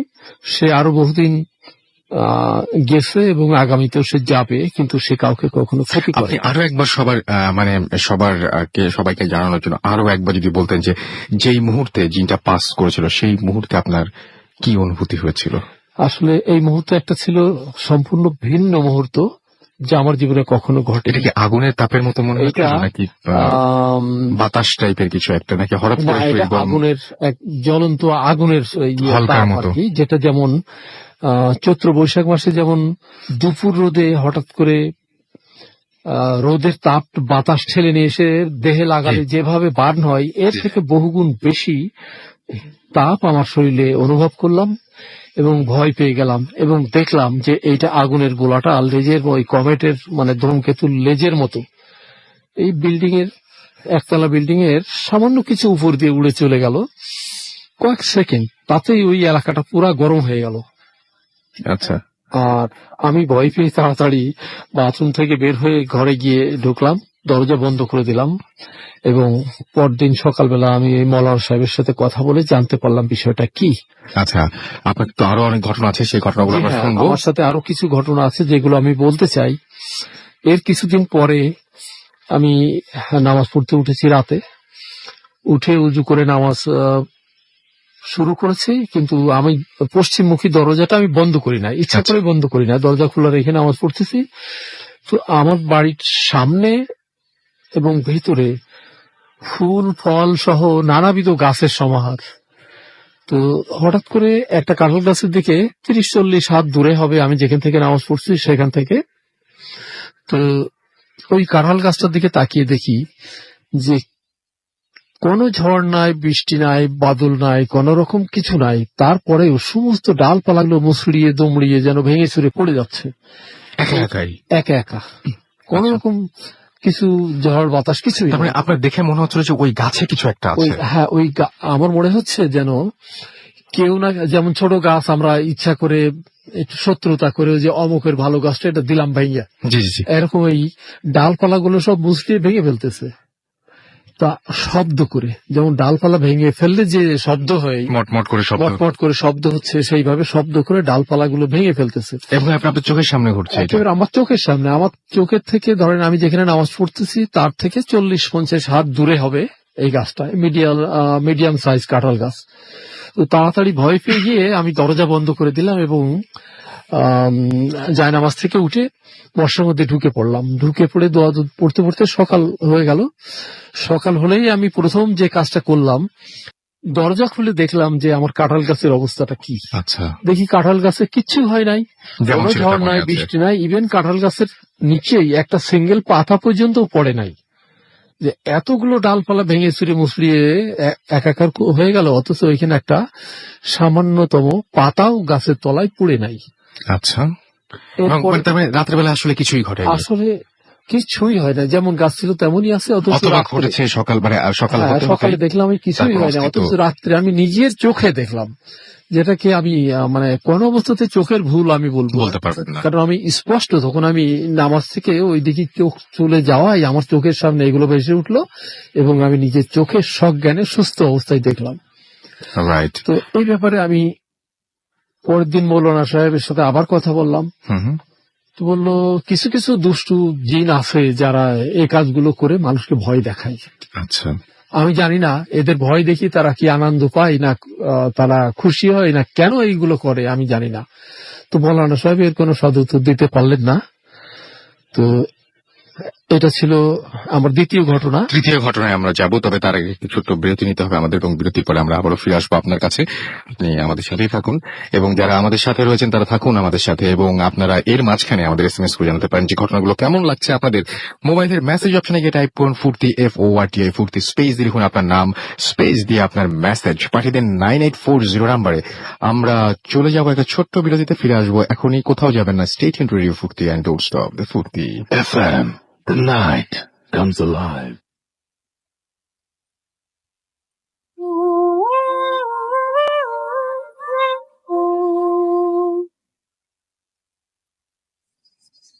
শুনছেন সব সময়ের রেডিও ফুর্তি, ঘড়িতে সময় রাত 1:27 আমি রাসেল আছির সাথে চলছে ভূত FM, এবং আমাদের সাথে আমাদের অতিথিরা আছেন। একটা ঘটনা শুনতে শুনতেই মাঝখানে আরেকটা ঘটনায় যাওয়ার আগে আমরা একটা ব্রেক নিয়েছিলাম। আমরা দেখতে পাচ্ছি যে অনেকে এর মধ্যে কমেন্টও করেছেন আমাদের ফেসবুকে, এবং আমাদেরকে SMS করেছেন। দেখতে পাচ্ছি ব্রাজিলের সাপোর্টার এখানে লিখেছেন, কমেন্ট করেছেন। MD সাকিব আমাদের কমেন্ট করেছেন এখানে দেখতে পাচ্ছি। আচ্ছা, তিনি বলেছেন যে তার SMS কখনো না, তিনি বলছেন যে আজকের স্টোরিগুলো ভাল লাগছে তার কাছে আমাদেরকে। এখানে এছাড়াও এমডি হাসিবুল আমাদের এখানে কমেন্ট করেছেন, খুব ভালো হচ্ছে। এছাড়াও SK শাহেদ হোসেন রাশেদ লিখেছেন চরম। আমাদের অভির কাছে অবশ্য বলছে যে ভালো তো ভালো আমাদেরকে। এছাড়াও লিখেছেন প্রমিত সুরিয়ার, লিখেছেন যে রাসেল ভাই খুব দেরি করে ফেললাম, আরো বেশ কিছু ঘটনা কিন্তু এখনো বাকি আছে, সুতরাং হ্যাঁ একটু দেরি তো হয়েছে। সোহান ইসলাম আমাদের লিখেছেন, এবং আমাদের এখানে আরো অনেকে লিখেছেন অনেকগুলো ভূত FM, আই লাভ ভূত FM অনেকবার লিখে, মানে কপি পেস্ট করে হলেও অনেকবার এখানে কমেন্টটা এই সেম জিনিস তিনি কপি পেস্ট করেছেন আমাদেরকে। এছাড়াও আনামুল হক এখানে কমেন্ট করেছেন, ইশিকা ফাহাদ কমেন্ট করেছেন, এবং আমাদের এখানে দেখতে পাচ্ছে মুন্না কমেন্ট করেছেন, আরো অনেকে। আপনিও কমেন্ট করতে চাইলে কিন্তু চলে যেতে পারেন ফেসবুকে। আমাদের ফেসবুক পেজটি হচ্ছে www.facebook.com/radio ফুর্তি। রনি ময়মনসিং থেকে আমাদের SMS করেছেন, আমাদেরকে ফাতিমা SMS করেছেন, এবং তিনি বলেছেন যে লাস্ট স্টোরিটা শোনার পরে তার মনে হয় না যে তিনি আজকে রাত্রে ঘুমাতে পারবেন। শাফিন আমাদের লিখেছেন ভূত FM রক্স আমাদেরকে এছাড়াও SMS করেছেন, দেখতে পাচ্ছি অদিতি। এছাড়াও আমাদেরকে ইঞ্জিনিয়ার মোহাম্মদ মুসা SMS করেছেন, এবং আমাদেরকে লিখেছেন যে তিনি লিখেছেন যে সিনিয়র এবং সিনিয়র ভিলেজে থাকেন যারা, সেই সমস্ত মানুষের কাছ থেকে গল্প শোনার অনুভূতি অনেক মজার। আপনারা যদি এরকম পরিচিত কেউ থাকেন ডেফিনেটলি আমাদের জানাবেন, আমরা নিয়ে আসার চেষ্টা করবো তাকে। আমাদেরকে আরিয়ান অর্ণব ধানমন্ডি থেকে SMS করেছেন এছাড়াও, এবং তিনি বলছেন সেকেন্ড স্টোরিটা জোস ছিল, প্লিজ তিনি প্রে করতে বলেছেন ব্রাজিলের জন্য। সুশান্ত আমাদের SMS করেছেন আমাদেরকে সেলিম রেজা, এবং আমাদেরকে লিখেছেন স্টোরিগুলো খুব ভালো তাই লিখেছেন। এছাড়াও আমাদেরকে নূর মোহাম্মদ আলী লোমান জামালপুর থেকে আমাদের SMS করেছেন এবং তিনি বলেছেন মাঝে মাঝে মেঘের গর্জন আর বিদ্যুৎ চমকাচ্ছে, তার মাঝখানে ভূত FM জমে উঠেছে, তার কাছে ভালো লাগছে। পিয়া আমাদেরকে SMS করেছেন, তিনি লিখছেন ঘটনাগুলো তার কাছে খুব ভালো লেগেছে। এছাড়াও আমাদেরকে রায়হান কাফুল থেকে SMS করেছেন আমাদেরকে, দেখতে পাচ্ছি অধরা, এবং লাস্ট স্টোরিটা তার কাছে খুবই ভালো লেগেছে আমাদের কাছে। এছাড়াও SK কল্পনা SMS করেছেন, ইমন যাত্রাবাড়ি থেকে SMS করেছেন, ফয়সাল আহমেদ আমাদের SMS করেছেন বিশাল সহ আরো অনেকে। এবং লাস্ট স্টোরি আমি যেটা বলছিলাম, আপনার লাস্ট ঘটনাটা সবাই খুব প্রশংসা করেছেন। এর পরের ঘটনায় আমরা চলে যাই। আচ্ছা, প্রিয় লিসেনার্স, আমার পরের ঘটনা হচ্ছে আমি আমার ছেলে মেয়েরা আমরা সব বাইরে, শুধু ওয়াইফ একা বাসায়।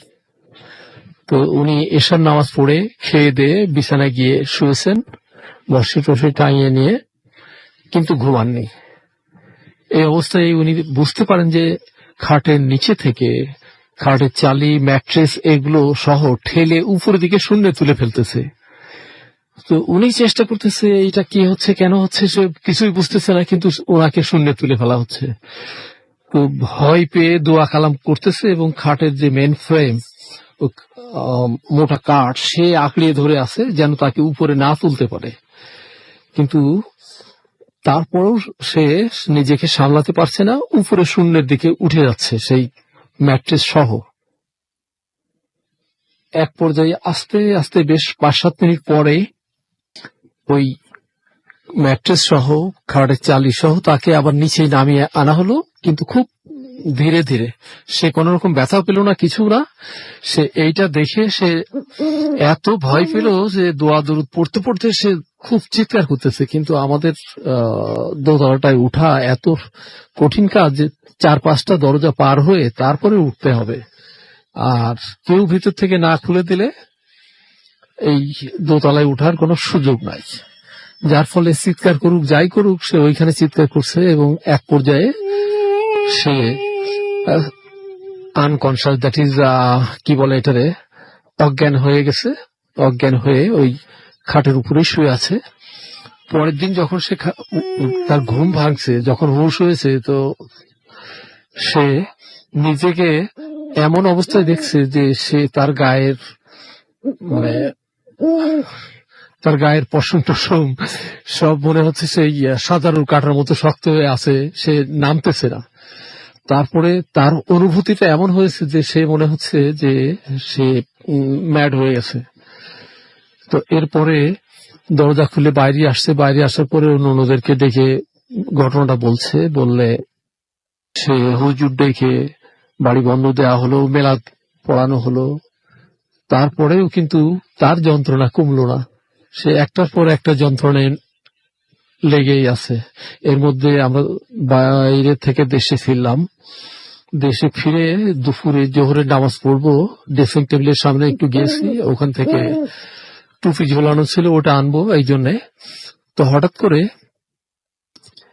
আমার একেবারে দেহের পাশ থেকে দ্রুত একজন সরে গেলে যেভাবে আমার গায়ে বাতাস লাগে, এই বাতাসটা আমার সারা শরীরে লাগলো এবং দেহের পশমগুলো সব খাড়া হয়ে গেল।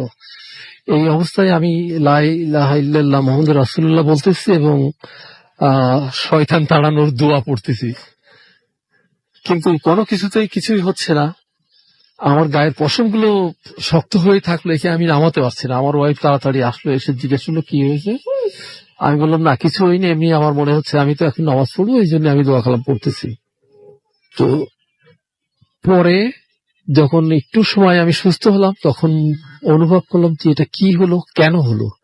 তো আমাদের সাথে আমরা ওখানে দুজনই হাজবেন্ড ওয়াইফ থাকি, আর বাচ্চারা তো বাইরে। তো মাঝে মধ্যেই আমরা এটা ফিল করি যে আমাদের দুইজন না, বোধহয় আমরা 3 জন এখানে অবস্থান করছি, আমাদের সাথে আরেকটা কেউ না কেউ আছে।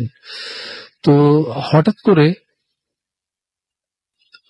বিভিন্ন রকমের আতরের গন্ধ, সেন্ট অথবা কোনো না কিছু গন্ধতে আমরা অনুভব করি যে আমাদের সাথে আরো কেউ আছে, আমরা 2 জন নয়, আমরা 3 জন। কখনো কখনো যদি নামাজ পড়তে বিলম্ব হয়ে যায়, সেক্ষেত্রে নানাভাবে আমাকে নামাজ পড়তে উঠার জন্য একটা ব্যবস্থা নেওয়া হয়, তাতে কোনো রকম শব্দ করা হোক। অথবা একদিন স্পষ্ট শুনলাম যে আমার মেয়ের ভয়েসে যে আব্বা ওঠো, নামাজ পড়তে ওঠো, অথচ আমি জানি আমার মেয়ে কোথায়, কিন্তু তার এক্সাক্ট ভয়েস আমি শুনলাম যে আব্বা ওঠো, নামাজ পড়তে ওঠো। তো এই তৃতীয় জন যে আমাদের সাথে আছে, এর উপলব্ধিটা কোনোভাবেই আমরা মানে বাইপাস করতে পারছি না। সে অলওয়েজ উইথ আস। আচ্ছা, তো যতই আমরা বাড়ি বন্ধ করছি বা দোয়া কালাম করছি অথবা মিলাদ পড়াচ্ছি, এতে কোনো কাজই হচ্ছে না। আচ্ছা, তো শেষমেশ 18/4/2014 রাত্র ভূত এফএম শুনছি আর মনে মনে চিন্তা করছি যে এই গল্পগুলো আমি ভূত এফএম কে পাঠাবো। তো ঠিক এর মধ্যে হঠাৎ করে আমার নিজের দেহে এমন কিছু ঘটনা ঘটা শুরু করলো যে আমি মনে হচ্ছে আমি এখন যন্ত্রণায় মারা যাচ্ছি। আমার বা পায়ের গোড়ালি থেকে নিচের দিকে মনে হচ্ছে কিছু নাই, অর্থাৎ আমার পা আমার পায়ের সাথে আর নাই। এটা সম্পূর্ণ আলাদা এবং সিভিয়ার পেন। আমি মানে যন্ত্রণায় কুকড়ে মারা যাচ্ছি। আমি ফোন নিয়ে 911 দ্যাট ইজ অ্যাম্বুলেন্স ডাকবো, এটাও ডাকতে পারছি না। আচ্ছা, আমি যে কাউকে ডাকবো সেই ক্ষমতা আমার নাই। আমি মনে হচ্ছে যে আমার ওই পায়ের ওই অংশটা আমার দেহ থেকে বিচ্ছিন্ন হয়ে গেছে। আমি হাত দিয়ে শোয়ার চেষ্টা করতেছি, শুতে পারছি না। এই অবস্থায় 5-7 মিনিট থাকতে থাকতে ধীরে ধীরে পেন কমা শুরু করলো এবং এক পর্যায়ে সমস্ত পেন দূর হয়ে গেল এবং দেখলাম যে না, আমার পায়ের সাথে পা লেগে আছে। আমার এই গোড়ালির সাথে আমার পায়ের নিচের অংশটা না ঠিক আছে। এখানে কোন রকম ব্যথা ছিল না, কোন রকম আঘাত পাইনি, কোন রকম কোনো কিছু না। তারপরে ওই প্রচন্ড পেন যে আমি মনে হচ্ছে আমি এই যন্ত্রণায় মারা যাচ্ছি। এটা কি আমার জন্য একটা ওয়ার্নিং ছিল কিনা আমি জানি না। এই ভয়ে ভয়ে আমি বেশ কদিন কাটালাম আর আমার মন থেকে মুছে ফেললাম যে আমি ভূত এফএমে যাব। কিন্তু অনেক সংশয়, অনেক ভয় ভীতি নিয়ে কোনো একদিন দিল চিত্তে আপনি আপনার ঘটনাগুলো আমাদের কাছে পাঠিয়ে দিন। এফএম কে এটা পাঠিয়ে দিলাম। ঠিক আছে, যা হবার হবে। আমি কোনো ওয়ার্নিং মানবো না, দেখি ফার্দার কি ঘটে। কিন্তু এরপরে আর কিছু ঘটেনি। আমি আপনাদের দোয়াতে ভূত এফএম এ এসে পড়েছি এবং ঘটনাটা আপনাদের সাথে শেয়ার করছি। অনেক ধন্যবাদ আপনাকে, অনেক ধন্যবাদ আপনাকে। অনেকগুলো ঘটনা আপনার কাছে শুনলাম এবং আমি শুরুতেই পরিচয় করে দিয়েছিলাম যে তিনি বিশ্ব ভ্রমণে বেরিয়েছেন। তার 30 বছরের প্রবাস জীবনে যা কিছু সঞ্চয় সেটা সঙ্গে নিয়ে তিনি বেরিয়ে পড়েছেন এবং আমাদের ধর্মীয় দিক দিয়ে গুরুত্বপূর্ণ স্থানগুলো তিনি ভ্রমণ করছেন। পৃথিবীর বিভিন্ন প্রান্তে তিনি ড্রাইভ করে যে সেই জায়গাগুলো দেখে আসছেন এবং আমি তার সর্বাঙ্গীন মঙ্গল কামনা করি এবং তিনি যে উদ্যোগ হাতে নিয়েছেন সেটাতে তিনি সফল হন সেটা আশা করব। একটা ছোট্ট বিরতিতে যাবো, বিরতির পরে আবারও ফিরে আসবো। কোথাও যাবেন না, আমার সাথে থাকুন। স্টে টিউনড রেডিও ফুর্তি এন্ড ডোন্ট স্টপ দ্য ফুর্তি। আর মাঝখানের সময়টাতে আপনারা আমাকে অবশ্যই এসএমএস করতে ভুলবেন না। নিয়মগুলো আরেকবার জানিয়ে দিই। আমাদের এসএমএস করতে হলে মোবাইলের মেসেজ অপশনে গিয়ে টাইপ করুন ফুর্তি, FORTI ফুর্তি, স্পেস দিয়ে লিখুন আপনার নাম, স্পেস দিয়ে আপনার মেসেজ পাঠিয়ে দেন 9840 নম্বরে। যদি আমাদের ইমেইল করতে চান তাহলে আমাদের ইমেইল অ্যাড্রেসটি হচ্ছে bhutfm@radiofurti.fm, which is bhutfm@radioforti.fm। আপনার নাম, ঠিকানা এবং ফোন নাম্বার সহ আপনার জীবনে ঘটে যাওয়া সেরা ঘটনাগুলো লিখে পাঠিয়ে দিন আমাদের কাছে। আর যদি আমাদের সাথে ফেসবুকে আপনি যোগাযোগ করতে চান তাহলে আমাদের ফেসবুকের যে পেজ, সেই পেজের অ্যাড্রেসটি হচ্ছে www.facebook.com/radiofurti। ছোট্ট একটা বিরতিতে যাবো। স্টে টিউনড রেডিও ফুর্তি এন্ড ডোন্ট স্টপ দ্য ফুর্তি। FM, the night comes alive.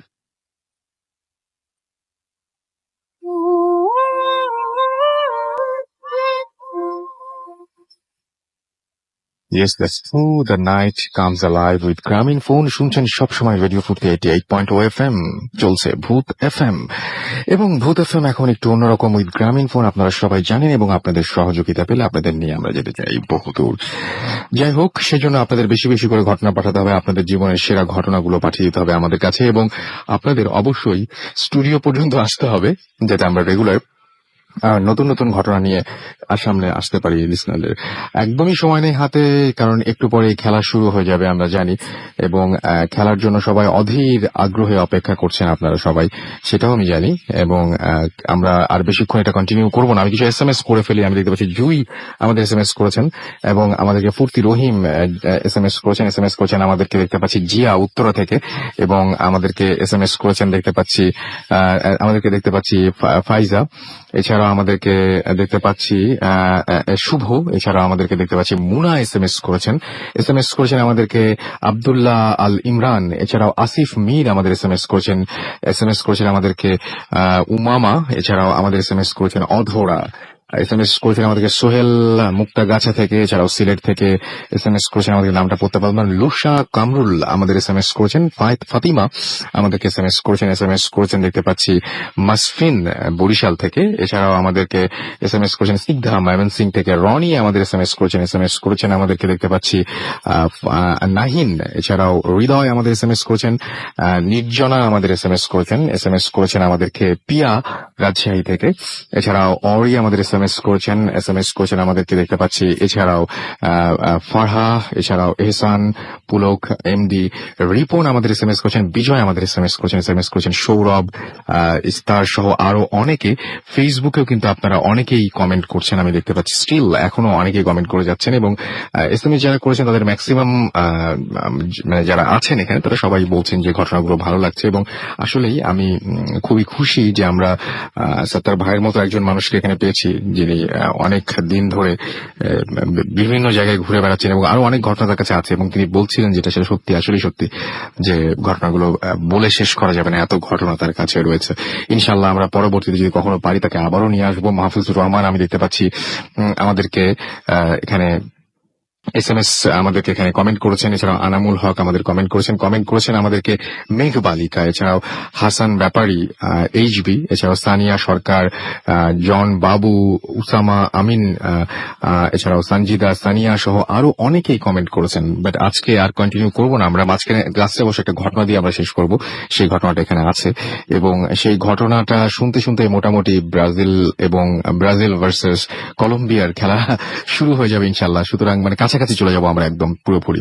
তো আমরা সেই জন্য আজকে আর বেশি লম্বা করবো না আমাদের এই এপিসোডটা, ফিরে আসবো আবারও আগামী শুক্রবারে। এবং আপনারা এখন রমজান মাস চলছে, আপনারা সুস্থ থাকুন এবং সুস্থভাবে আপনারা যে অনেকেই এখন জানি রোজা রাখছেন সেটা হোক, এবং অনেকেই বিভিন্ন দল সাপোর্ট করছেন, ফুটবল টিম সাপোর্ট করছেন, এবং সেই আপনাদের পছন্দের দলগুলো আপনাদের কাঙ্ক্ষিত লক্ষ্যে পৌঁছে যাবে। সবার যদি কাঙ্ক্ষিত লক্ষ্যে পৌঁছে তাহলে আবার বিপদ হয়ে যেতে পারে।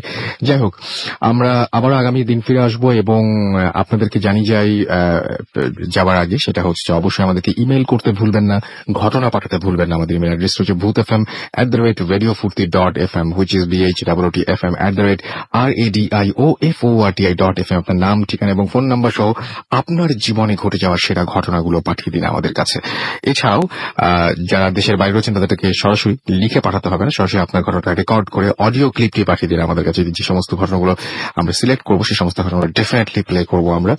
সো আপনাদের সহযোগিতা চাই, এবং বরাবরের মতো সবসময় পেয়ে আসছি, এবং আগামী তো সেটা পাবো ইনশাল্লাহ। আজকে এখানেই শেষ করছি। সবাই ভালো থাকুন, সুস্থ থাকুন, সুন্দর থাকুন, মোস্ট ইম্পর্টেন্টলি ফুর্তিতে থাকুন। যারা কলম্বিয়াকে সাপোর্ট করছেন তাদের জন্য অনেক শুভকামনা, যারা ব্রাজিলকে সাপোর্ট করছেন তাদের জন্য অনেক শুভকামনা। আজকের মতো এখানেই টাটা। যাওয়ার আগে বলে যাচ্ছি লাস্টে আর একটা ঘটনা শুনবো, যে ঘটনা তাপস UK থেকে পাঠিয়েছেন।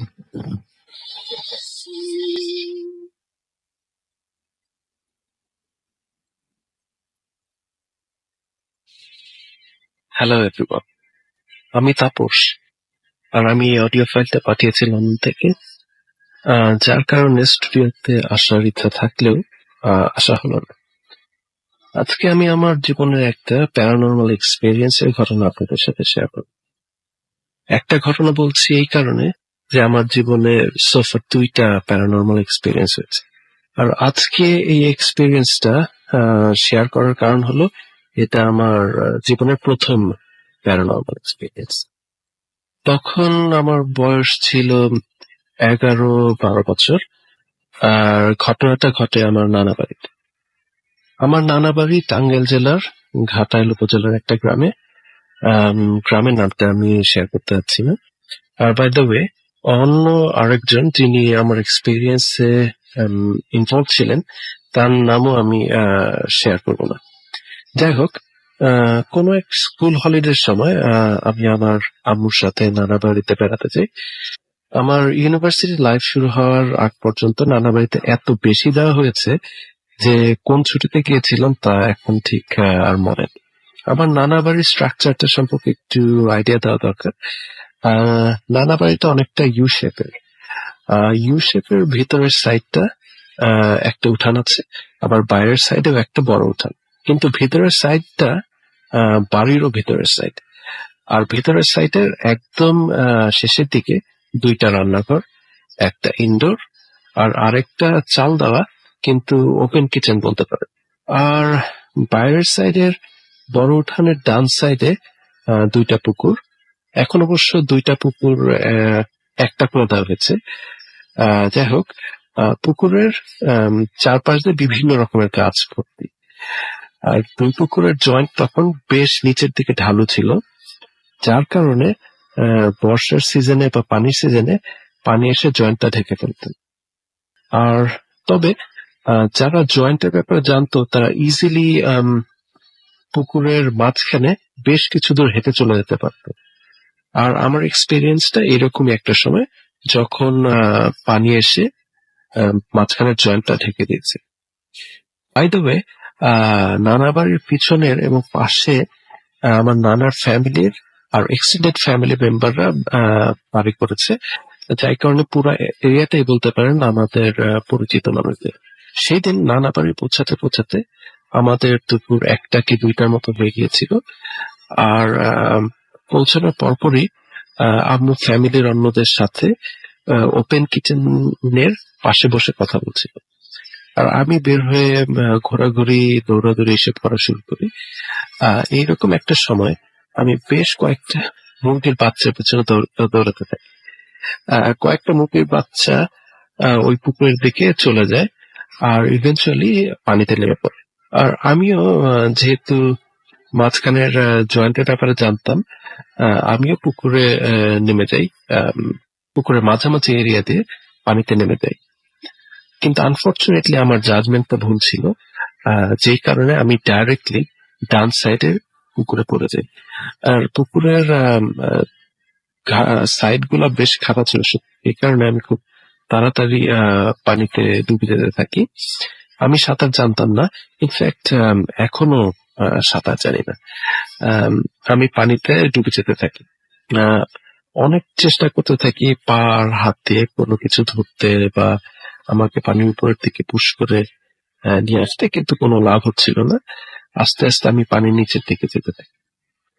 আমার এখনো মনে আছে, আমার চোখের সামনে থেকে পাড়ের যে আম গাছটা সেটা চলে যাচ্ছিল, আর আমি শুধু আমার ডান হাতটা উপরে থেকে করে পানির নিচের দিকে ডুবে যাচ্ছি। হঠাৎ করে কে একজন আমার ডান হাতটা ধরে ফেলে আর উপরের দিকে টানতে থাকে। আমার মাথাটা যখন পানির উপরে আসে তখন দেখি আমার নানা বাড়ির পিছনের দিকে একটা ছোট্ট মেয়ে, যে আমাকে মামা বলে ডাকে, আর যার বয়স হবে তখন 5 কি 6 বছর, সে আমার হাত ধরে টেনে তুলছে। পানি থেকে উঠানোর পর ও আমাকে বলল, সাবধানে খেলো মামা। বলেই সে কোথায় যেন উধাও হয়ে গেল, মানে দৌড় দিল। আমি কোন রকমে নিজেকে উপর থেকে উঠিয়ে নানার বাড়ির ভিতরের দিকে চলে যাই। যে দেখি ওই মেয়েটা ওর বাবার সাথে ওই ওপেন কিচেনের সামনে বসে আমার আম্মুর সাথে। কিন্তু যে মেয়েটা আমাকে পানি থেকে টেনে তুলেছে আর এই মেয়েটার পরনের জামাটা টোটালি ডিফারেন্ট, মানে কালারটা ডিফারেন্ট। আর আমাকে দেখার পরে এই ছোট্ট মেয়েটা বলল, এতক্ষণ কোথায় ছিলেন মামা? আমরা অনেকক্ষণ হয়ে আসছি। ইন রিয়েল লাইফ আমি কখনোই শুকনা টাইপের ছেলে ছিলাম না, সো আমি সবসময় বেশ হেলদি। আমি জানি না কিভাবে এই 5-6 বছরের মেয়েটা তার চাইতে ডাবল সাইজের একটা ছেলেকে পানির থেকে টেনে তুললো। আর এটাও জানি না, মানে এই রিয়েল লাইফে এই মেয়েটা আমাকে সবসময় আপনি আপনি করে ডাকে, কিন্তু যে মেয়েটা আমাকে হেল্প করেছে পানির থেকে সেই মেয়েটা আমাকে তুমি বলে সম্বোধন করে। আর ফাইনালি দুইজন টোটালি ডিফারেন্ট কালারের জামা পরা, আম, কিন্তু এত অল্প সময়ের মধ্যে এই জামা চেঞ্জ করা টোটালি পসিবল। আর সেকেন্ড যে মেয়েটার সাথে আমার রান্নাঘরের সামনে দেখা, সেই মেয়েটা তো আমার সাথে যেভাবে কথা বললো যে সে আমাকে এর আগে দেখেনি। যাই হোক, আমি ভূত যে টার্মটা এটাতে খুব একটা বিলিভ করি না, কিন্তু আল্লাহ আর জিন জাতির উপর আমার 100% বিশ্বাস আছে। সো লিসনার্স, আপনারাই বলেন আমি কার কাছ থেকে হেল্প পেয়েছিলাম। আর ফাইনালি হয়তো অনেকেই ভূত এফএম শুনতে চান ভয় পাবার জন্য, বাট আনফর্চুনেটলি আমার এক্সপিরিয়েন্সটা ভয়ের না। সো আপনাদের যদি ডিসহার্টেন্ড করে থাকি, আমি সরি, ইনশাল্লাহ ভেরি সুন আমার সেকেন্ড এক্সপিরিয়েন্সটা আপনাদের সাথে শেয়ার করব।